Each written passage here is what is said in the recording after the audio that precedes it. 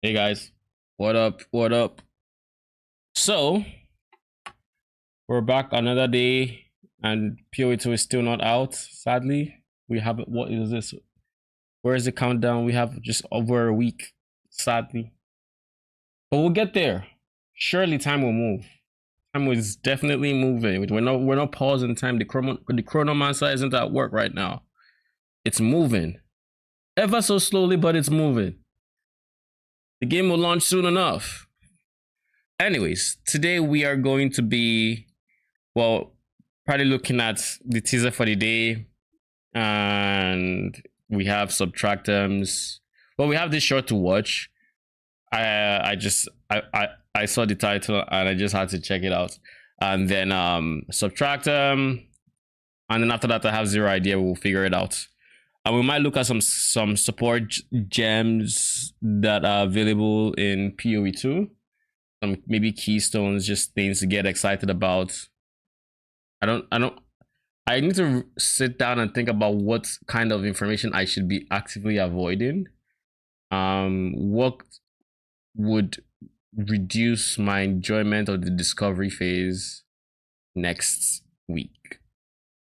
So far, I think I'm fine with support gems. I think I'm fine with skill gems.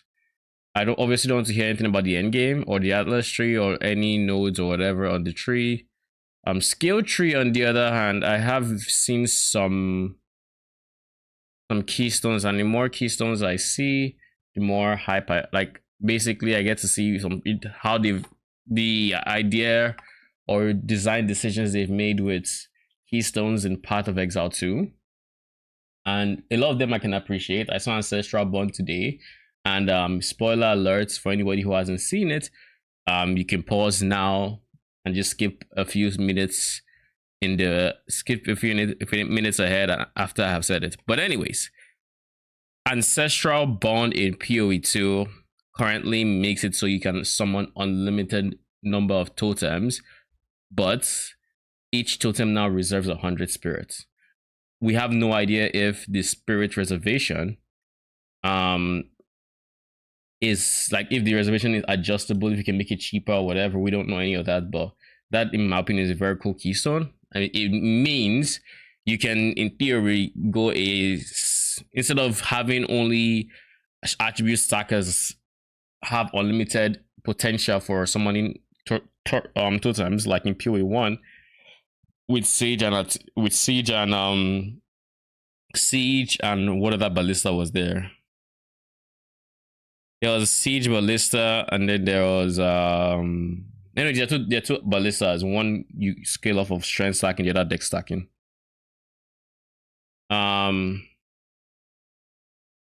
Shrapnel Ballista, I think. Instead of only those two, now you can do it for any totems whatsoever. Melee totems, range totems, or melee totems, ballistas, or spell totems. Doesn't matter. You can have infinite of them if you want to go spirit stacking. So that's kind of a cool keystone in my opinion.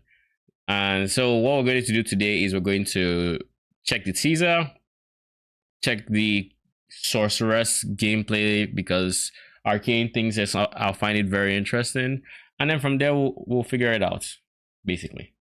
Anyways, let's start with the trailer, or with the teaser. With just over a week left until Path of Exile 2 launches into early access, you may still be deciding what class you start with. These flyers we found, flyers we found pinned on the newsboard may help you choose. The monk, fanatical pagan on the loose. His fellow monks have been found murdered in their enclave, and now he sows discord and lunacy among the good people of Ogham. You can tell it's like the cons people that wrote this. Hear tales of a dreamer or spot him wandering, fetch a guard immediately. The witch, this is us, baby. Beware, dear citizens of Ogham, a foul witch walks among us, cast out by her coven. She wields pure darkness to spread death and decay across our lands. Should you see this woman, alert the guards immediately. I mean, the guards would just die. I don't know what is this hyping of the guards. They would just die. The warrior. The adopted son of our dear blacksmith is missing. A brave man of the forge and the protectism of Ogham. The count demands a safe return. If you know his whereabouts, send word to the Mano. A generous reward awaits you. Lol.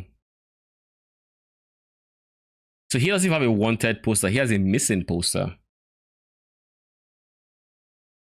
But that's interesting. So he's a citizen of Ogum. The Ranger. Vigilante archer at large. This Growlwood recluse murdered one of the councilmen while he upheld the law against a common thief. Stay out of her sight. If you see her, raise your alarm immediately. Justice must be served. Then we have the mercenary. A killer prowls Ogum. Wanted across Oriath. This thug for hire fled and now plies his bloody trade in our lands. He cares not for law nor morality, only for filling his coin purse. Should you see this man, be wary of his crossbow and alert the manor at once. Okay. The sorceress should be the last one, I think. A Maraketh sorceress has been sighted in Ogum. Banished by her people, she bends the elements to her will, setting fire to our crops and calling down violent storms to ravage. This doesn't sound like somebody who wants to see the sorceress die. It sounds like someone who's admired by her for shit, but this doesn't sound like someone who like the same person that wrote the others, I mean, except the missing one, but like setting fire to our crops and calling down violent storms to ravage our lands. This is what her do not approach it from the manor immediately. Like, this doesn't sound like the same person that wrote this one, or as an example, or this one. So there's almost admiration. They're describing exactly what she's doing. It's following more of the video game's description of her powers and what you'd expect to see in a character selection. Or this is, you know, the sorceress. This is what she does. That's kind of what the thing this one feels like, whereas the other is like, oh shit, this vigilante for hire, this hired thug, this one murdered his entire coven or whatever they call it, banished by this, spreading darkness, yada yada. Like, you know, the sorceress kind of feels but the others are good. The others are good. I'll probably leave this open because I'll probably end up coming back to this frequently or every day, so I'll leave this on the side. Next up we have this shorts. Zesht, we that are one. We that dreamed. We in nightmare. We that are one. Fate lies true. PoE 2 has this, and we get Tomb Lord. Lol.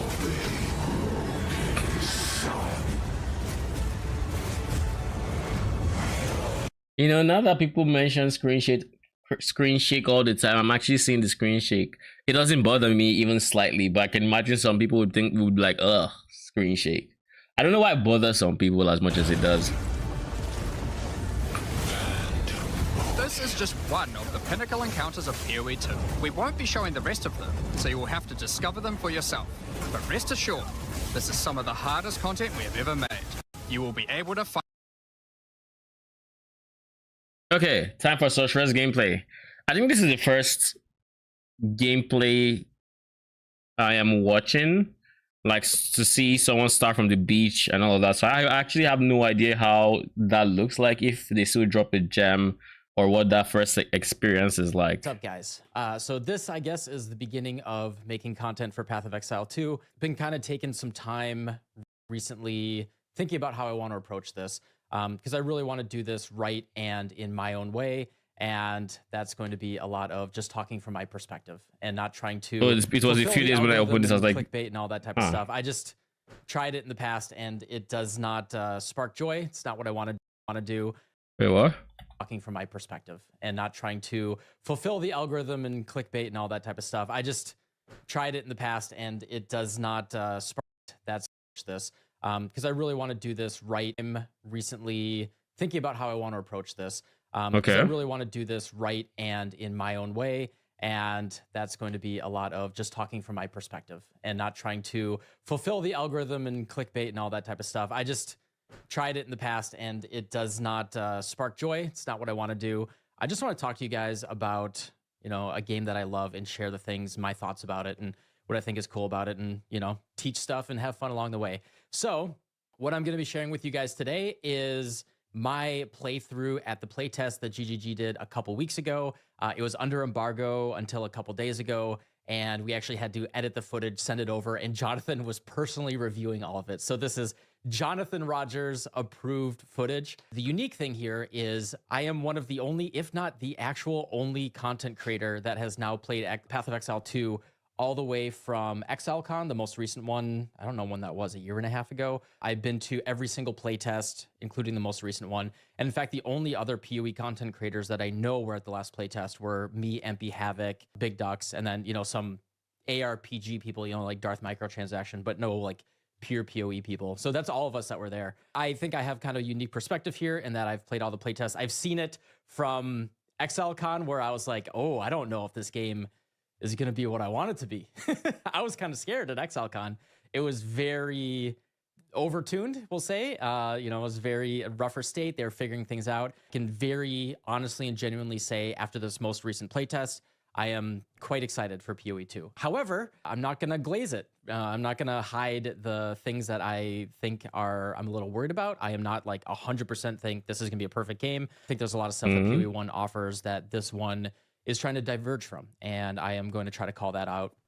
Maybe not all that much in this video, but I'm gonna give you guys my thoughts and concerns. So yeah, anyway, long intro long. Let's just get right into it, and I'll start talking about what my thoughts are as I go through the playtest. What I'm gonna be doing in this video is talking over some parts, kind of pausing it, pointing some things out, and then kind of just letting the gameplay play. Like I'll take the camera off the screen, let the gameplay play for a couple minutes. You can kind of just immerse yourself. So yeah, let's get started. And hopefully the volume levels and everything are good. So going into this playtest, we can see that we have Sork, Warrior, Ranger, Witch, Mercenary, and Monk. These are the classes that are going to be coming out on December 6th. And I had previously played all of the other classes except for the Mercenary. This is the first time I've had a chance to play the Mercenary. But this is what this small video looks like. There's a quick little intro animation here kind of showing the general idea of how the character works, and I just want to give it a shot. And in fact, we're going to try to save some time here. Everyone's seen that animation. We're not going to let that play again. So the first skill that you get is fragmentation rounds. They do just give you skills. Just a default shot. Let it play a little bit here. This is my first time playing. This is your AoE skill that you kind of start with. So you get a basic shot, which that is weird. So mana doesn't go when you shoot, but when you reload. Because look, he shot, mana is full. This is my first time. Then it gets chunked. This is your AoE. Then mana gets chunked. That is weird. I mean, I get it, but that's weird. You see the ability happen, and after a delay, the mana goes down. That you kind of start with. Shoots, reload. So that is what's taking mana. You get a basic shot, which is right there, my basic bolt. The big thing about the Mercenary is he has multiple skills that have ammo, and they all have their individual magazines that you have to switch between them and reload them. I'm sure there's plenty of ways, and I know on the passive tree we have seen that there are ways to save bullets when you're shooting. Maybe the big thing that I would like, I don't know if that's in the game already, is the ability, you can see that the aim is a little, the name locking with the aiming is a little awkward. The thing that I noticed, and I'll talk about one of the cons already with the Mercenary for me, was I had to switch between things and reload. And with that reload time, when you're fighting a certain set of monsters, right? You're one pack of monsters. You can empty both magazines, but then the time to switch between them and then reload, you're not gonna be switching between it, at least early on. I've seen the more advanced gameplay later where they can kind of reload each other and all that, but at least early on, a big pain point for me was, and every character starts weak. Right? Everyone 9 as defaults you can binds. Unload one magazine, switch to the other one, and then you're just gonna stick to your one, right? Because switching between them, waiting for the reload again, switching back, that's just very inefficient. But this is the gameplay. He walks around and shoots. You got your fragmentation rounds. That is your AoE. I did find the AoE, at least early on, not very effective. It has a little bit of a built-in pierce there. Not very effective. Is it like shrapnel ballista? The key here is I want to show you guys show you guys the early experience with the mercenary, and maybe this will get tweaked a little bit by the time that December 6th happens.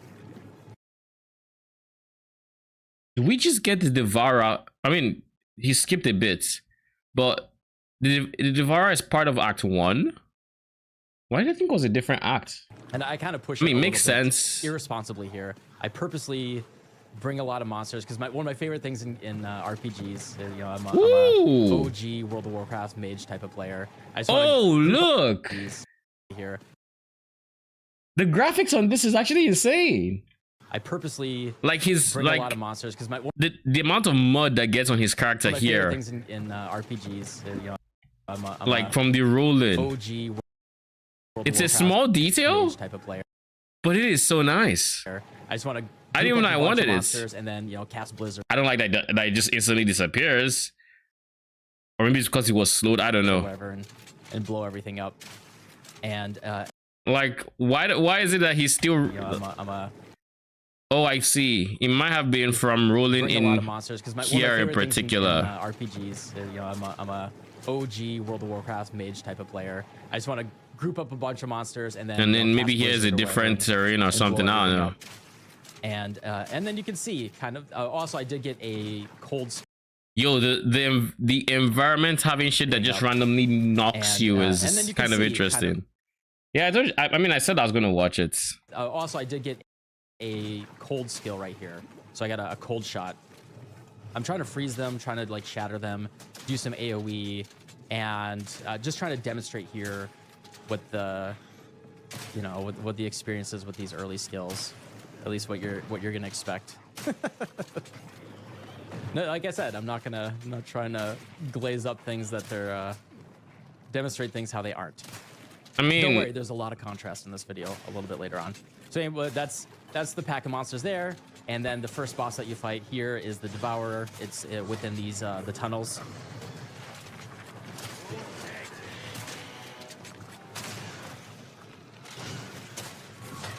I mean, what level is he here? I don't think we can see, right? See the experience reloading your different magazines over and over again, and switching between them. So that was like a couple minute time skip, and you can see he's not dead yet. This is literally what I did. I was just like, this ain't for me. I'm out.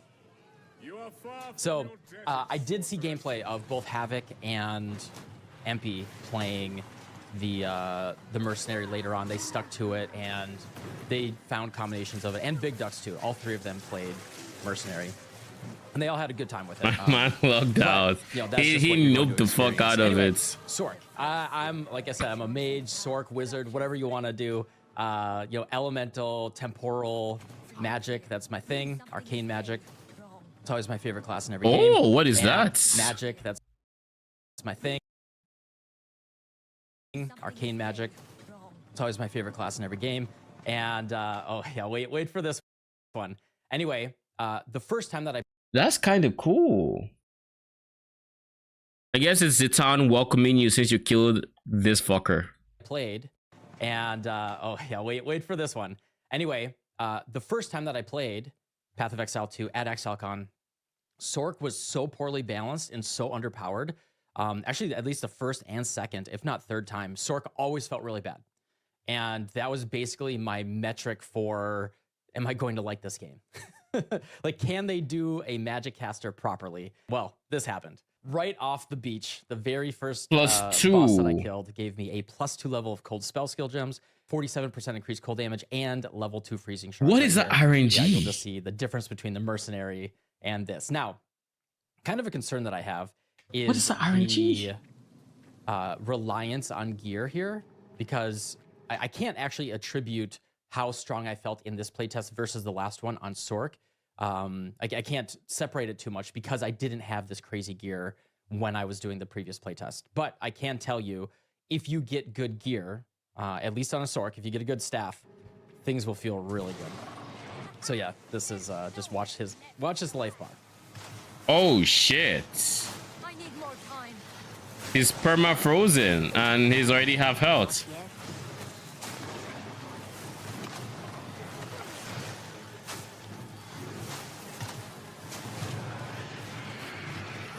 did a little spin of joy, had a little fun there, and yeah, that's just with God that damn. starting staff.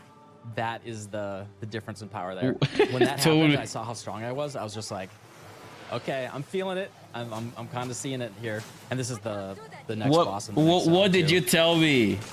Just to confirm that it wasn't a. That a is fluke. that was nasty damage, though. Just wait for the shatter. I need more time. Getting +2 Yeah, so, level of code I was skills very and excited. I was very encouraged. I wanna 47% call this increased special code attention, damage just how on his much stuff detail from there is to, Act like, 1 the physics effects of all the is shattering. nasty work. I'll turn up the audio during some of the fighting a little bit later on. Just the freezing shards going through the flame wall, seeing them lit up and all that, igniting the monsters. The effects are like almost a little too subtle, but it adds a lot of style to it. And I think it's really nice. I love the fire insane addition. flashiness. So yeah, they added a lot of new support gems, and I think that this is really going to be what differentiates Path of Exile 2 Hourglass. I wonder what as- that does. The thing about support gems in Path of Exile 1 is they very often trend, or are picked at least, towards the more, what gives me more damage, right? Like we have some that are a little bit more utility focused. You can do something like Fortify, where you kind of have like a hybrid offense and defense, or you have something like Inspiration, where maybe you're kind of mitigating some mana cost. There are some like interesting upsides in addition to damage, but a lot of the time you're just saying, how do I take the highest damage support gems that I can while not taking too many downsides or getting as much, a little side utility in addition to that. That's what we see a lot of the time in Path of Exile 1. And kind of a cool thing, actually not kind of a cool thing, I think one of the most interesting things about Path of Exile 2, and we're gonna see how this plays out, is the forced single support gem. So for example, faster casting right here. If I take a faster casting, I can only have one of those on one of my skills. And because of this, I have to be very intentional in what I use that for. I really don't think it's going to feel like Generator Spender. It's not going to be like a Diablo 4 snooze fest. It's not Generator Spender. It's utility, single target, multi-target, utility mobility. And that's like the way that you want to think about it. So I end up using quite a few different skills in my damage rotation. It's going to be more about evaluating the threat and the positioning and the way that everything's happening. And that's how I'm going to be using my different skills dynamically in combat. And for example, Fortress right here. This is one of the cool support gems that it actually makes your flame wall summon, or anything else like ice wall as well, summon in a circle. So you can use this to encircle enemies, encircle yourself, encircle an ally, and then like we'll see this later on when I'm playing with MP. I am putting this around the monsters, and then MP is shooting as a mercenary through They did co-op? I didn't even know this. my flame wall and then boosting his shots. And there's a lot of interesting additional utility that you can get here through these support gems, instead of just, I'm going to put elemental focus and control destruction on every single skill gem. Just to, even if you're using multiple damaging skills, you'd end up using, you'd use similar support gems. Instead, you have to be very intentional and thoughtful about how you're picking your support gems for your different. I do think skills. the single support And at gem least the way that this system played is out very until, creative on I've only GGG's gotten parts. to the end of Act 2 so far. Like, I think it's very creative. When I first heard it, I was very on defense about it, where I'm like, what do you mean I can only use? What about GMP? What about Pierce? What about like the things that would be no-brainers for skills? And while even to this moment, I see some minion skills and I think, yeah, we're going to still need these gems on a lot of different, like we're going to need similar gems on a lot of different skills. I see the potential in like not needing it. For example, I'm going to use GMP. The skeletal sniper or the archer, whatever you want to call it, that guy, to properly wave clear, would need Pierce and would need GMP. And then you look at the ice mage, who would also need GMP, most likely, because they also shoot a straight line projectile, yada yada. Pierce also important, maybe less so because of the impact area, but it's even encouraged on the cold mage because it looks like there's some shotgunning going on there. However, you can have GMP and LMP, and I don't know if LMP and GMP are both in this game, but as an example, for those two different range minions, you could use something like that to get your multiple projectiles. And while Pierce would only stay on one, you know, there's also Chain, there's also Fork, or you just make the conscious decision to only go for one of them, and then for the second one, you just say, okay, instead of this second generic minion that is going to be a wave clearer, fuck that, let's get a single target minion in here, and we'll just fully rely on the archers or the ice mage for wave clear. And then instead of having the second one, we just have a different one that is going to hard carry our single target. And then it's all a numbers game from there, juggling the number of one over the other. One thing that I'm very wary of is the potential of switches for bosses. Now, as much as I like the current system, I get this feeling that the meta for minion skills is going to be to change your numbers for single targets. And I don't like that. I don't know. In PoE 1, I didn't like swapping support gems for bosses. I hated it. I mean, sometimes it was necessary, but I hated it all the same. I did my best in any build I made to make sure we didn't have any swaps. And just like that here, I'm not going to want to do that for single target versus wave clear until at least they create the interface for like different weapon sets and different minion counts and whatnot. Then I'll probably do something along those lines, have a single target setup and have a wave clear setup, and all I like to do is press X when I get to one or the other, and everything just switches, you know. Let me see. Minion skills at the beach. What if I drop a mage blood in Act 1? Do you ever get tired of coping, Arcane? It's a simple, like, do you ever get tired of coping? You are not dropping a mage blood, don't worry.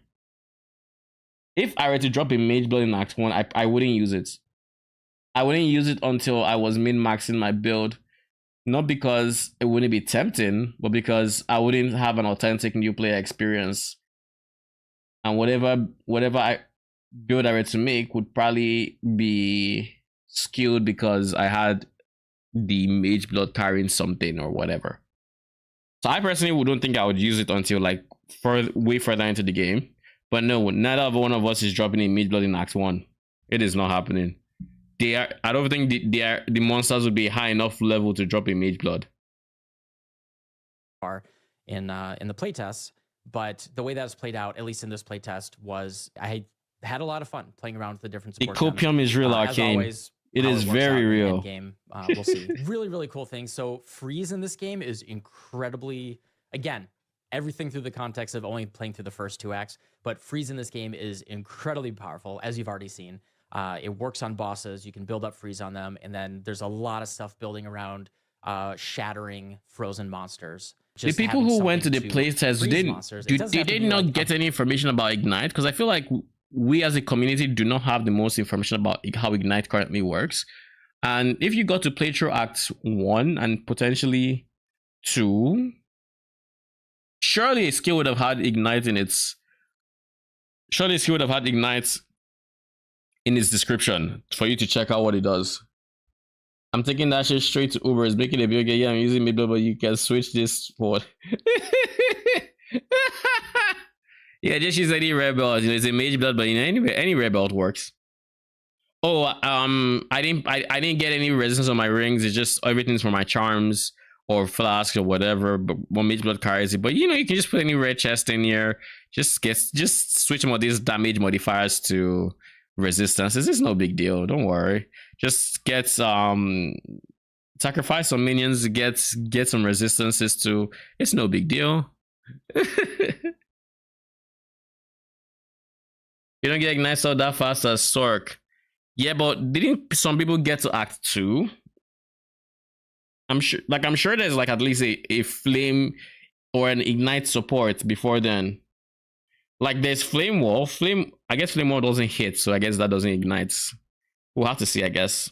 Builder, right? It's not resource generation, because mana honestly was basically never an issue for me. That was not a problem whatsoever. It's really just about what utility am I trying to navigate or utilize as I'm doing some combat. Things like glaciation right here were actually very interesting. So this one's really cool. Hey, free chilled ground whenever you freeze an enemy. So, you know, again, additional utility that you can put between your different skills, like drop a frost bomb and have that. Is this his basic attack that he's supporting with 2 support gems? Additional utility that you can put between Well, your it's different not skills, here. like drop a frost bomb and have that doing some additional utility right here. Oh shit. Put between your different skills, like drop a frost bomb. Ray shield, 40 life, strength, stun, threshold, permanently intimidate enemies on block. Ooh. And have that doing some additional utility right here. That's unique that I got. When you block an enemy, you permanently intimidate them. Not for my build. This is just showing me selling some different things. I'm just trying out like, hey, what do I sell? What, you know, demonstrating what I get for different currency for the disenchanting. And I'm not control clicking there just because I'm like trying to feel things out slowly one by one. He got an uncut skill gem for what? You know, this was for the unique, but what is this? A shard of the orb of alchemy, most likely. An alchemy Trying to shard. feel things out slowly one by one.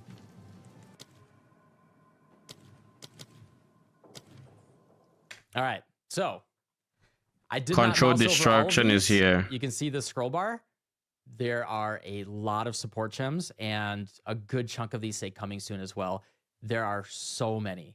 There's going to be a lot of differentiation and potential for, you know, one of my favorite things in Path of Exile 1 has always been customize your build for yourself. Like, hey, people ask me, hey, should I use Steel Skin on automation or cast some damage taken? Even little things like that, you can customize them in a way that fits your playstyle. Ember Like, if you're in Fusillade. hardcore and you got to play really intentionally and slowly around your cooldowns, cast some damage taken, or even manually casting it is the play.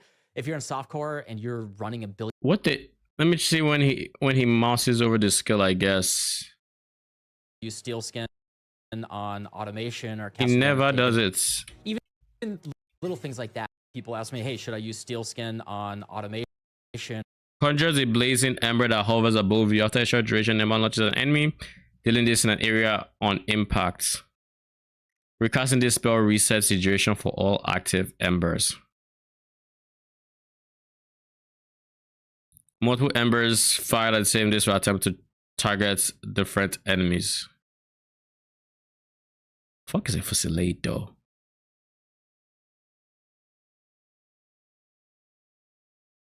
Or I guess we'll see. I guess we'll see it in Even little action. Things like that, you can customize them in a way that fits your playstyle. All right, like if you're in hardcore and you got to play really intentionally and slowly around your cooldowns, cast some damage taken, or even manually casting. It's literally Mirage's Skirab ability. Miles an hour. Automation for your Steel Skin could be fine. Like it's not a bad choice, but it could be fine. And I think It didn't read like it would play like Mirage's Skirab ability. Like, you know, from the hardcore Soul Self-Found racing perspective, like this is always the right play. But there are, you know, inefficient methods of play that could be, you know, turn your brain off even more and you get your Netflix on. And I think that you can customize your builds in Path of Exile 2. They're giving you more tools to do this. This is a new skill called Ember Fusillade. Unfortunately, I was you know, with my gearing, I was like really pushed into cold skills. But I kind of wish I went into fire because some of these fire skills they're beautiful and really cool. I'll turn up. Isn't this the skill that Acts 2 or 3 boss was using? Except he was using it juiced up to the umpteenth degree. You know, it was this, and then you firing it in like a line towards you, and you had to dodge or whatever. Jonathan fought him in the game show. A little bit for you. It's a pretty cool skill. It's a fucking pretty cool skill.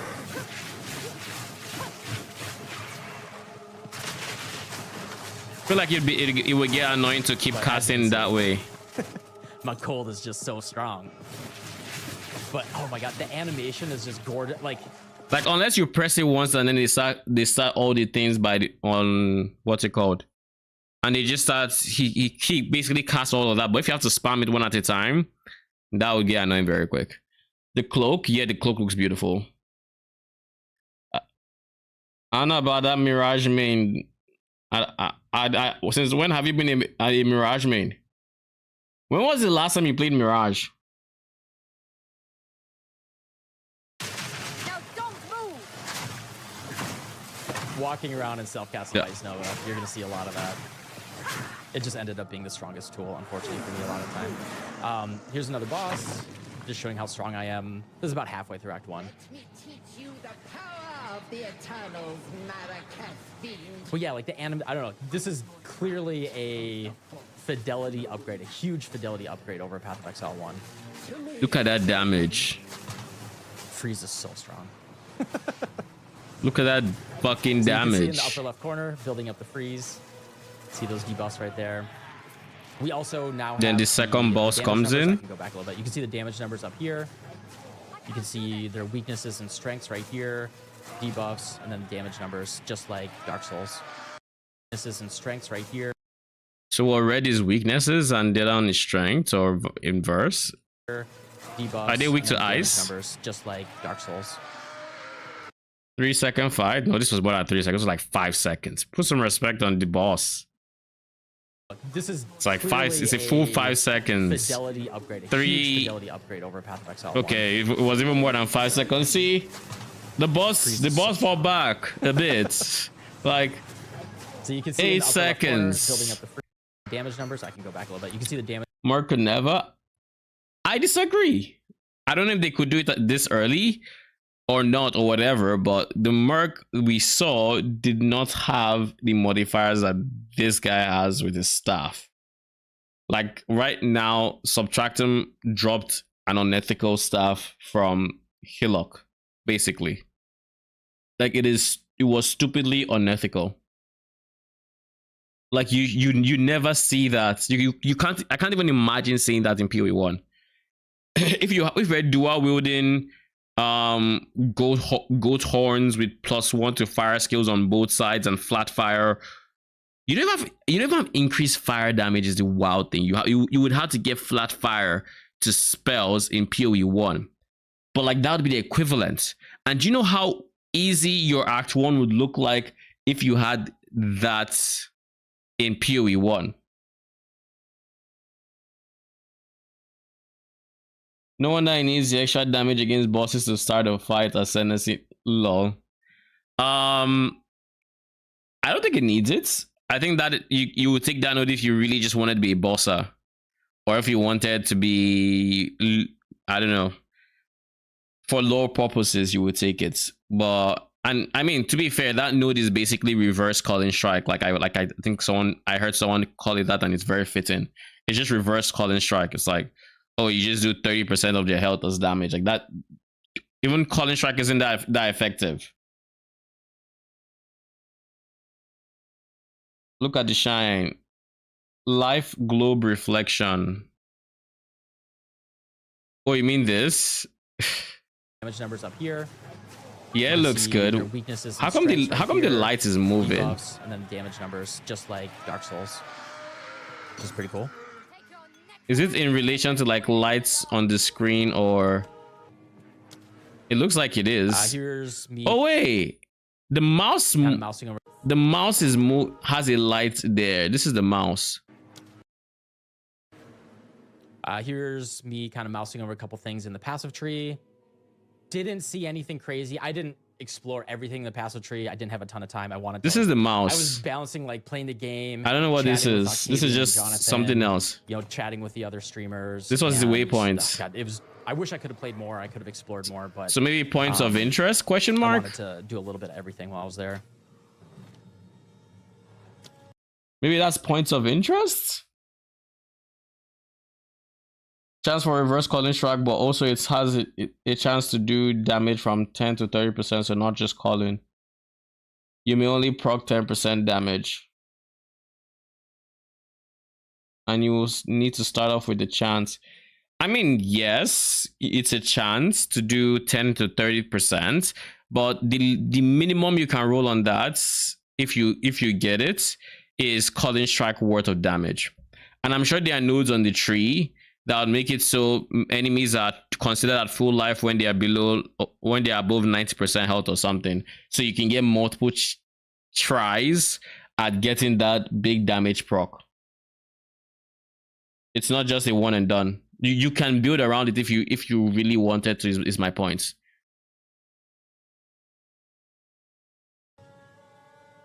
Yeah, this one is really cool. Frozen Vortex. When you shatter an enemy, 30% of the overkill damage is done per second. It lasts 3 seconds. So you basically get 90% of the overkill damage that you do as damage over 3 seconds total. Which is so the more damage you, so this is doing that much. So this would be an insane wave clear ability. So the cool thing with Cold Snap, rather. So Cold Snap is a skill that shatters. So kind of like the rotation that you can do here is, I end at Frostbolt, so you could do Ice Nova. You can cast your Ice Nova on Frostbolt by default. I just found my Frostbolt was going too fast, like casting too many skills, just that got a little bit too much. But what I ended up doing was dropping Frostbomb when necessary, casting Ice Nova, freezing, and then Cold Snap will shatter a frozen enemy for damage. And then you can link that with Frozen Vortex, so that shatter overkill damage will then put like a nice strong vortex on the ground. That's kind of cool. Ended up being a pretty cool combo. Unleash is about the same as it was in PoE 1. This is to demonstrate a little bit more. So Frostbomb on the ground, casting Ice Nova, and then Cold Snap to shatter them. The Vortex... And showing how dangerous zones can be really quickly. You can start getting stunned. The Vortex intentional about does forward. The Vortex does look like it's kind of hard to see, and that is both a pro and a con, because while the Vortex looks a bit faded or whatever, like it kind of blends, it also does mean like in boss fights and whatnot, if it were to proc on an ad or whatever else, it still leaves you more room to see the boss's abilities. So pro and con. I also think it has like, it makes it almost look like it has less impact because of it. But I mean, it looks strong enough. Here we go. Here's Veriketh, aka Candlemass, I guess. Can do what? Same monster from PoE 1. Oh, Candlemass. Different name. Oh, lol. I never realized that he actually has a different name here. So as you can see, my damage is. But this isn't Sanctum, right? Much. I believe I still have the same staff from the beach. So with all that said, it's just that same staff, no additional damage items or anything. And but his damage is kind of falling off. To 3/4 of the way through Act 1. It's still strong. 3/4. I think this is almost the last zone. Still strong, but it's falling off. So yeah, like I think this is a staff you should have at some point in like late Act 1, maybe early Act 2 is a decent place to expect to have this kind of power. But to have the power from like first zone is wild. Lazy devs, lol.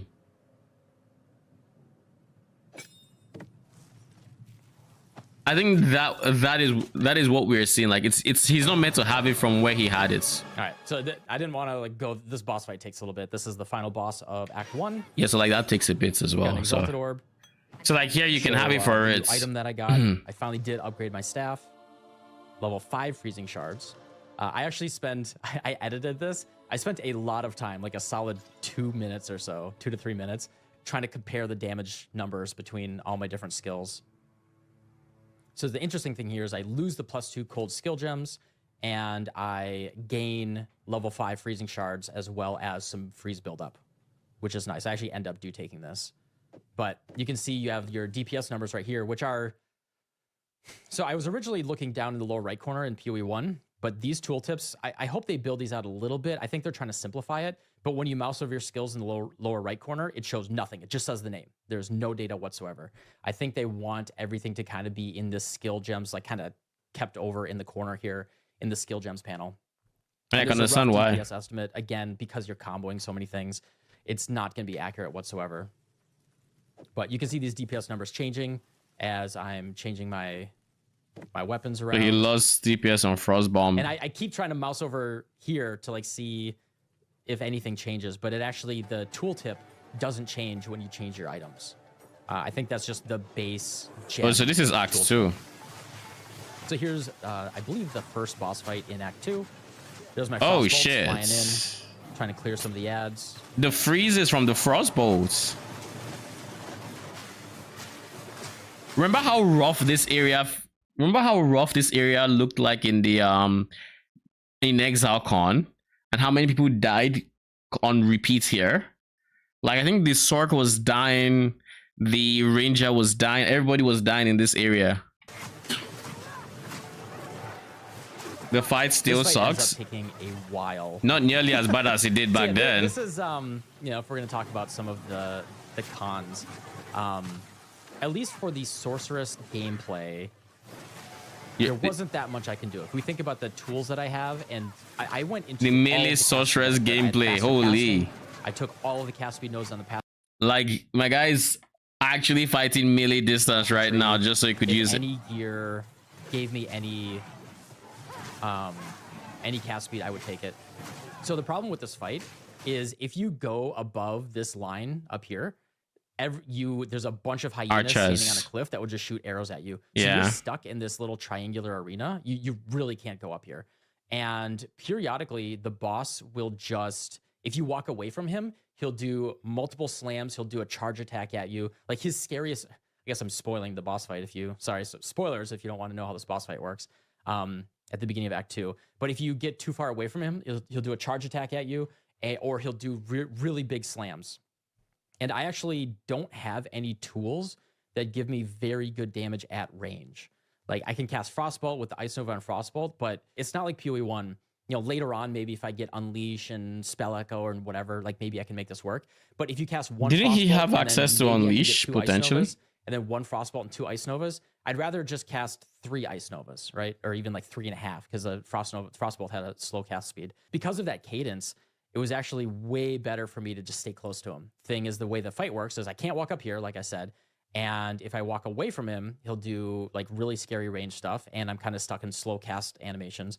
And it's actually easier to just, you know, roll around him when you're really close. Also, he periodically spawns ads, and because the ads are not nonstop, but pretty frequent, I'm forced to almost nonstop just spam my Ice Nova. And this was a little bit of a concern. Like 100% could be build or skill issue.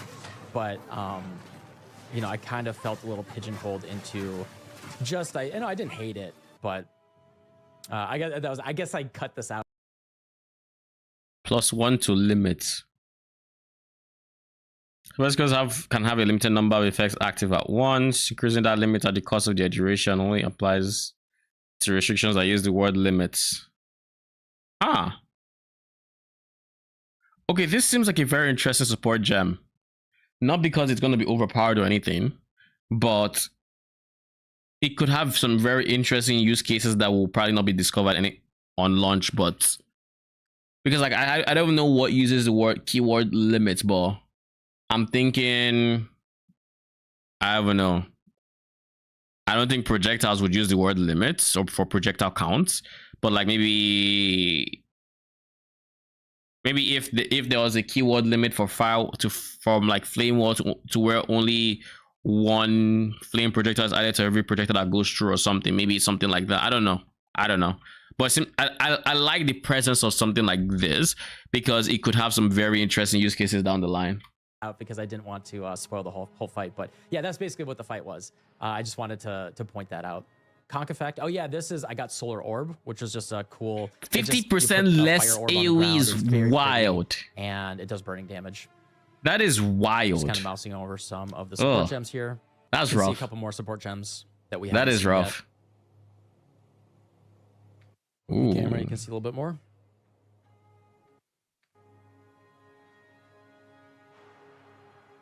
What is Eternal Flame? As an Infernalist, I need to be very attentive. You see what I mean? Like you can click Ignite here and figure out what Ignite does, or what the description says it does. Should have increased Ignite duration on enemies, but less chance to ignite. See, it looks like there's going to be a base chance to ignite that you're going to be messing around with, just based on the verbiage. So it's going to be maybe a 5% base element chance, and then you get 50% more chance, 200% increased chance, and yada yada yada yada. Some less chances from different areas or whatever else.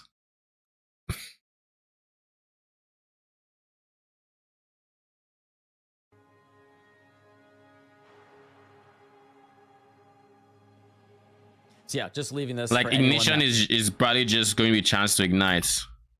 The 100% more chance to ignite. Like you can tell from so the yeah, name. just leaving this for anyone that wants to Minion Pact? pick. Wait a second. Minion Pact? So yeah, just leaving this for anyone that wants to.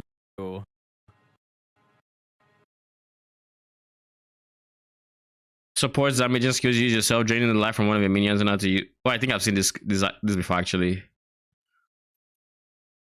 Supported skills remove 100% of your max life from a nearby minion unused to deal 40% more damage. Oh, that's nasty work. That's a lot of damage. Comb through the. And if you go for a tanky minion, he's gonna have way more than your life. So like you're just chilling. Video and just see everything I mouse over. Go for it. So I'm gonna let the rest of this play out. You can just watch some of the gameplay here as I finish up playing with Empy. Thanks for everything over the past few years. It's been really cool going through all the discoveries and sharing cool stuff with you guys with PoE 1. And I'm excited to start a new chapter with y'all in PoE 2. Hope to see you guys there. Subscribe to the channel and all that if you want a little bit more. And I'll see you all soon. Have a good one. Bye. There is power in this object. I can feel it.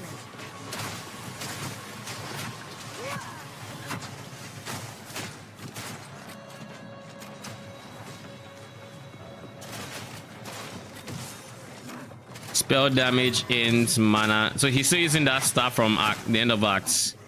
What's it called? Act 1, I think. And now he has access to Exalted Orb, so he's just messing around with them. One thing to note that I think I just noticed in his use of his first staff was an interesting lack of regal orbs in Act 1, because they have said, you know, exalted orbs drop frequently, yada yada, but if he kept it at blue, then the reason he kept it as blue is because he didn't have a regal orb to use on it. And as such, that means even though we have the exalted orbs, it might still be a case of we're still going to use a lot of blue equipment because we don't have the regal orbs early on to switch to rare gear, which is an interesting choice. Maybe if you find good rare gear base, you could work with that. But if it's blue gear you find, then, you know, tough luck, basically.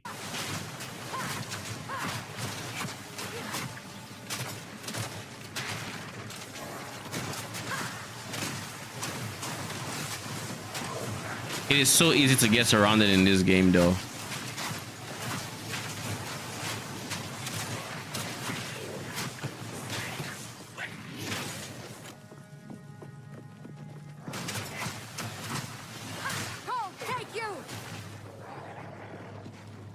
Code take you. Holy voice lines.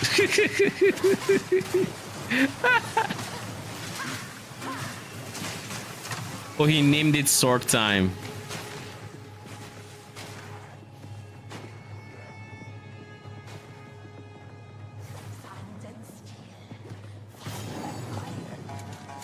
Rudia, the Dread Engineer.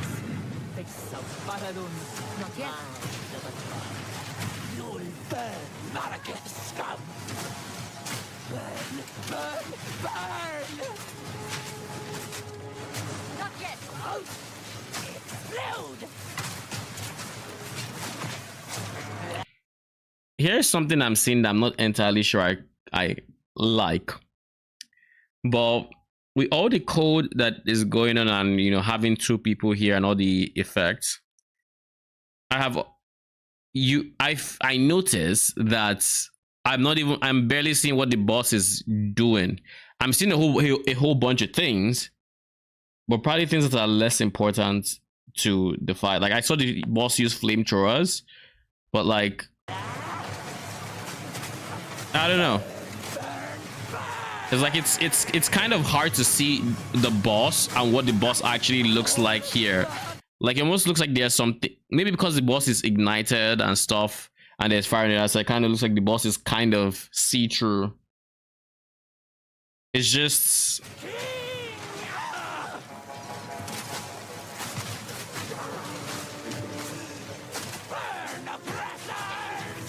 I can't do that yet.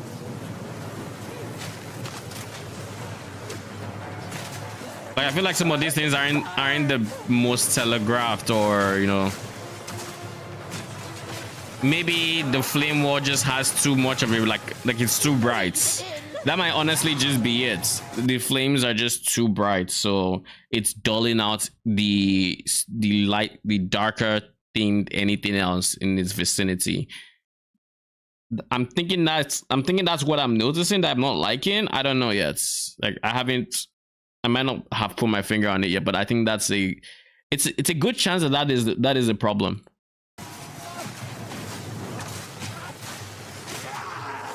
Like here, you can barely see where the boss is. Like, where the fuck is the boss? Can you tell me where the body of the boss is right now? I think that's a problem. I think that is a problem.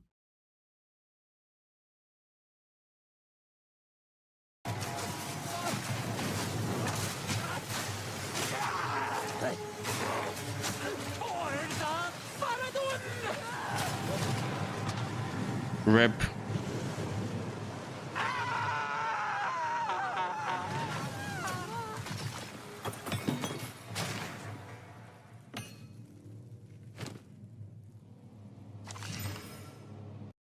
Chance to poison, hero skills deal damage, dex lightning damage. This is not Sanctum. Weren't Jewel supposed to be coming from Sanctum and then Soul Cores from Ultimatum?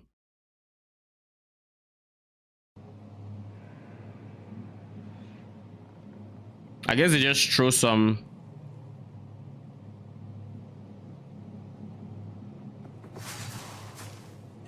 Okay. I mean, overall pretty good video. Nice gameplay. Had a few concerns at the end, but looks good. I also wanted to check out some support gems. I don't think we have any more information on skill gems, but some support gems that I might want to consider using for minion skills specifically. I don't think there's anything I don't think there's anything I care about too much right now in terms of let me think. Honestly, it's definitely a point to looking at the support gems. Cause I'm thinking I don't fully know exactly how the minion skills work. I tried looking for a witch gameplay video, like just the gameplay from the last event, and it doesn't look like there were many. I don't know. It didn't look like there were many choices. There was the Goblin Ink one, but that wasn't really witch great gameplay. Like it wasn't really witch gameplay. He was talking about it and things people said, and I think he played it for a bit, but it wasn't just on cut witch gameplay. Maybe Talkative Try Extra could have it. Talkative Try. He has an extra, right? He has an extra channel or something. That's a pink Triceratops or whatever they call you, dinosaur.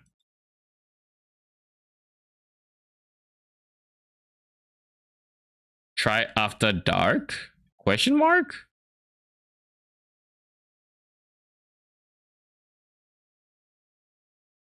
$3 weeks ago. Part of Exile 2 login screen 1 hour loop. I guess this is what he uses for his interviews, right?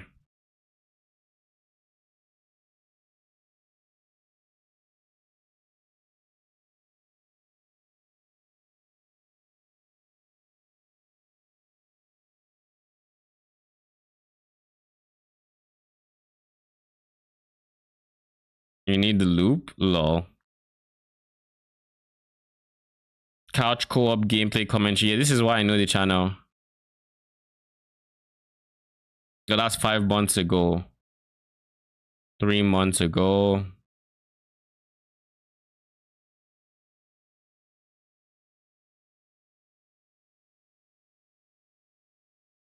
But yeah, let's see the loop.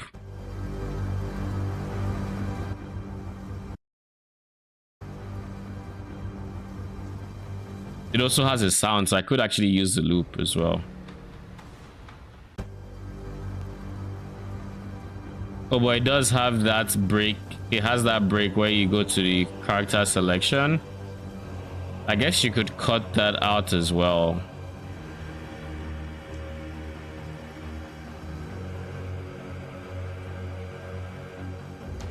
There it is. It happens again. It's like every 6 minutes, give or take.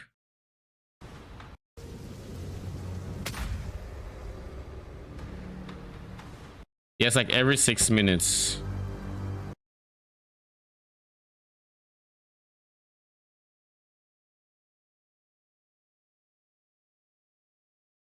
Okay. What do we want to do? We've done this already.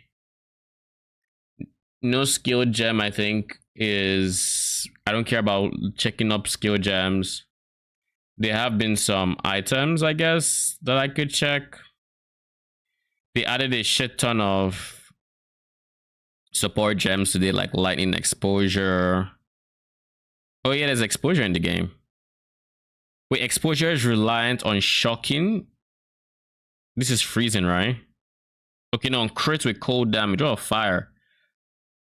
Oh yeah, look at all the masteries. The fire mastery, which is level of this. Minion mastery, chaos mastery, physical mastery. The masteries I was talking about. Have you seen the Minion reservation reduced skill cluster? I have seen, I guess, I have seen one that I don't know if it was 20% minions reserved, 20% less spirit or something like that, but I just saw one node or something. So I want to say no. Raging Spirit was update. Raging Cry grants this per 5 enemy, but yeah, the other. There's reload speed as well, and there's auto. Oh, 100% increase cooldown reload speed, crossbow reload speed, and then there's auto reload. Supported skills reload automatically on heavy stunning an enemy. Look at this. You're complaining about the mercenary? He got this. This should actually help with the reloading problem. DM'd.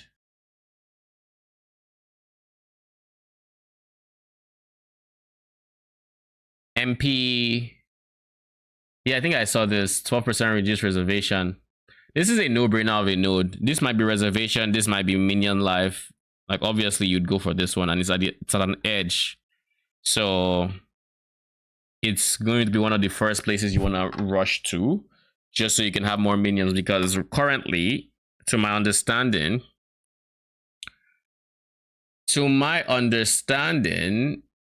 you start off with a scepter that grants you 2.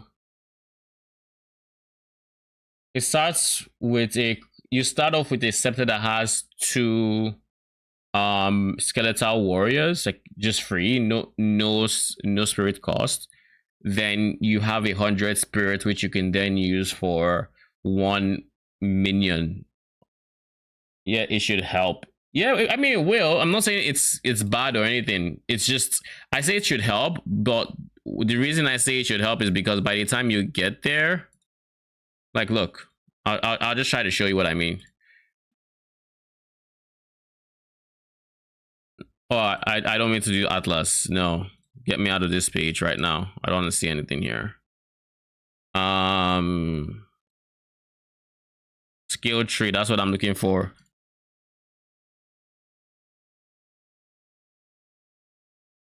that node is this node right here. It's this circle. I haven't even looked at the tree since, like, this is my first time looking at it, but it is literally here. You start off here. Do you know what level you would be when you get here? By the point you're getting to this cluster right here, you can't beeline it there because there's still a good chunk of nodes before you get there. But by the time you get here, you've already gotten decent level minion skills to where your reservation cost is probably now in the 30s and your spirits is probably in the 200s, 300s. So you already have good minions. Like, yeah, by getting this one node right here, the 12% reduced, because we actually don't know if this is going to be reduced as well. So if this is reduced, then it helps a lot. But like if it's only this one node that is reduced, which is actually possible by the way PoE make their skill trees and nodes. If that were the case, then it would give us maybe an extra minion or two, but like it's not game breaking just having 12%. So yeah, it's like it's nice, but without knowing what this is given, all I can say is yeah, to help. Basically. I know it sounds like I'm not like it's not a nice node. It is. It's just by the time you get there, you already have good reservation. You'll still get it. It'll probably still be a must-have for minions. There is probably going to be like it's a no-brainer node to get. It's going to give you a few more minions, but it's coming at a point when you are already sorting out your minion shit, and you should already have a few minions on there about. And yeah, it's good to have one or two more minions, depending on how much they cost, yada yada yada. But if you're already spending 200, like, let me try to do some quick maths real quick. If you're already doing, if you're let's say for example at this point you have 250 as your spirit reservation cost, by just getting that 12% node, you now have 220, so you have 30 more spirits to get whatever you get, which is like maybe one more archer or one more ice major, something like, because that their cost would probably be around there with the levels you would have on the skill gems. So yeah, you get one more minion with that one node. Whereas if this were like very close to the starting point, then I know, okay, it costs like literally the first, I think archers early on cost like 90 spirits and you only have 100. By the time you reserve 90 and you multiply that by 0.88, you see, okay, so now it just removed 11 spirit from the cost. Now, once you're able to get literally how much more, 58 more spirits, you have double your damage or whatever else. Or like basically, the higher the cost for what you're doing, the more it's going to remove. And early on, when you don't have more spirit and everything costs more, it would be significantly more helpful. But at the same time, because I know by the time it is coming, I'm already decently strong, it is going to be a must-have, obviously, but it is not as exciting as it could have been otherwise, is what I'm saying. Again, this is not bad design or anything. It's a nice node. I like it, but those are my thoughts, basically. Like the skill tree is huge, it's massive. And if you had to literally just count the nodes you have to go through to get there, you're looking at, I mean, you probably end up pathing like here, maybe pick up something here for minions, maybe something, you go like here, pick something up here, maybe you find like here is decent, then you come all the way here.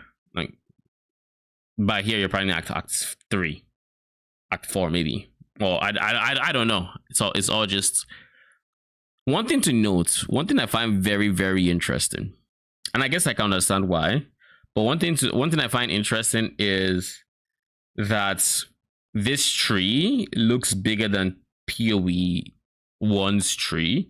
It has 1500 plus nodes, and we are supposed to traverse the tree with the same number of skill points. Now, here are the caveats and the disclaimers and whatnot. There are no cluster jewels, so we don't have to worry about using points there. So all our points are going to be spent on the tree itself. Number 2, that is pro PoE 2's tree. But then a downside, if you're going off class, you cannot path through the Scion area. to get to where you want to go. You kind of just have to go around. And I think someone counted from the mercenary areas like 25 nodes to get to this section or whatever, which is a lot of points spent traveling without actually getting bonuses. Which is like I said, it's a big downside to. What the fuck is this? Person put his face here. What class is this supposed to be? I guess sorceress, because here is lit up. Same with witch, lit up. Where does the mercenary start? My guess is the mercenary starts here, but it's possible. I guess they start there. I don't know. No idea. Anyways.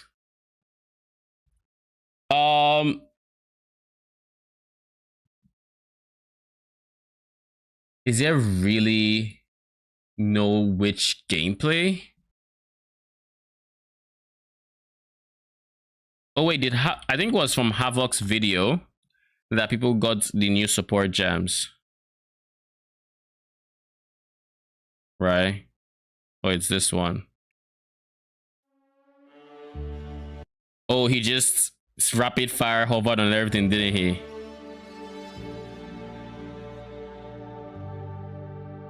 I knew someone had to do it.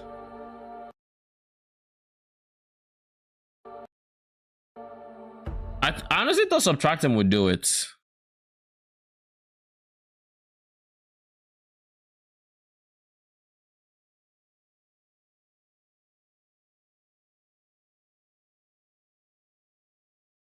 Wait, last time Havok posted was 4 months ago before this? Oh, he hasn't been posted. Anyways, I think I'm gonna stay away from Dreamcore's videos. I think.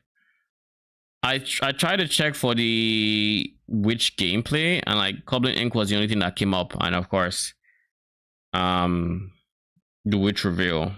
This was nothing. Cat's Master, Witch and Monk duo takes over PoE 2. I guess let's watch Ziggy's video. That's all I have for you today. But Let's watch it. I mean, I understand the trials, but let's see. Ziggy here. In Path of Exile 2, you will actually have 3 choices for trials to get your Ascendancy class. The first one to become available is the Trial of the Sekimas, part of the way through Act 2. And I was able to get some hands-on experience with this trial on a mercenary on my recent trip to Grinding Gear Games Studios. Now, for the new exiles joining us, Ascendancies are your subclass, or a prestige class, if you will. And each character, like the mercenary, monk, or witch, has a choice of 3 Ascendancy classes unique to that character. The mercenary, monk, or witch. I think they destroyed the pain offering totem here. Has a choice of 3 Ascendancy classes unique because to that character. I don't think it's supposed to just fall off like that. Each with a third one being added later on. Ascendancies open up an extra passive tree inside your passive tree with impactful nodes that you can spend 8 points in. These Ascendancies provide a lot of power, but also a major way to flavor and change how your build plays. Oh, look, mercenary is at the bottom of the tree, like I said. With blood magic as a blood mage, or alternatively, demonic fire as an infernalist. But whichever route you go to unlock your Ascendancy and to gain the additional passive points to spend in its tree, you must first complete your choice of Trials of Ascendancy, like the one I'm showcasing here, the Trial of the Sekimas in Act 2. I have movement in the dark. Lots of movement. Whilst progressing through another quest in One thing I will say about the mercenary grenades is, I don't know if it's just me, but sometimes they just look like they take too long to explode. Like you throw it, it bounces, then it explodes, and I'm like, couldn't it have just exploded on first contact or something? Maybe there's a support gem that does this, but kind of takes a while. Act 2, you'll find yourself climbing through the spider-infested tunnels of the Traitor's Passage, and you may just come across someone who was supposed to remain locked away.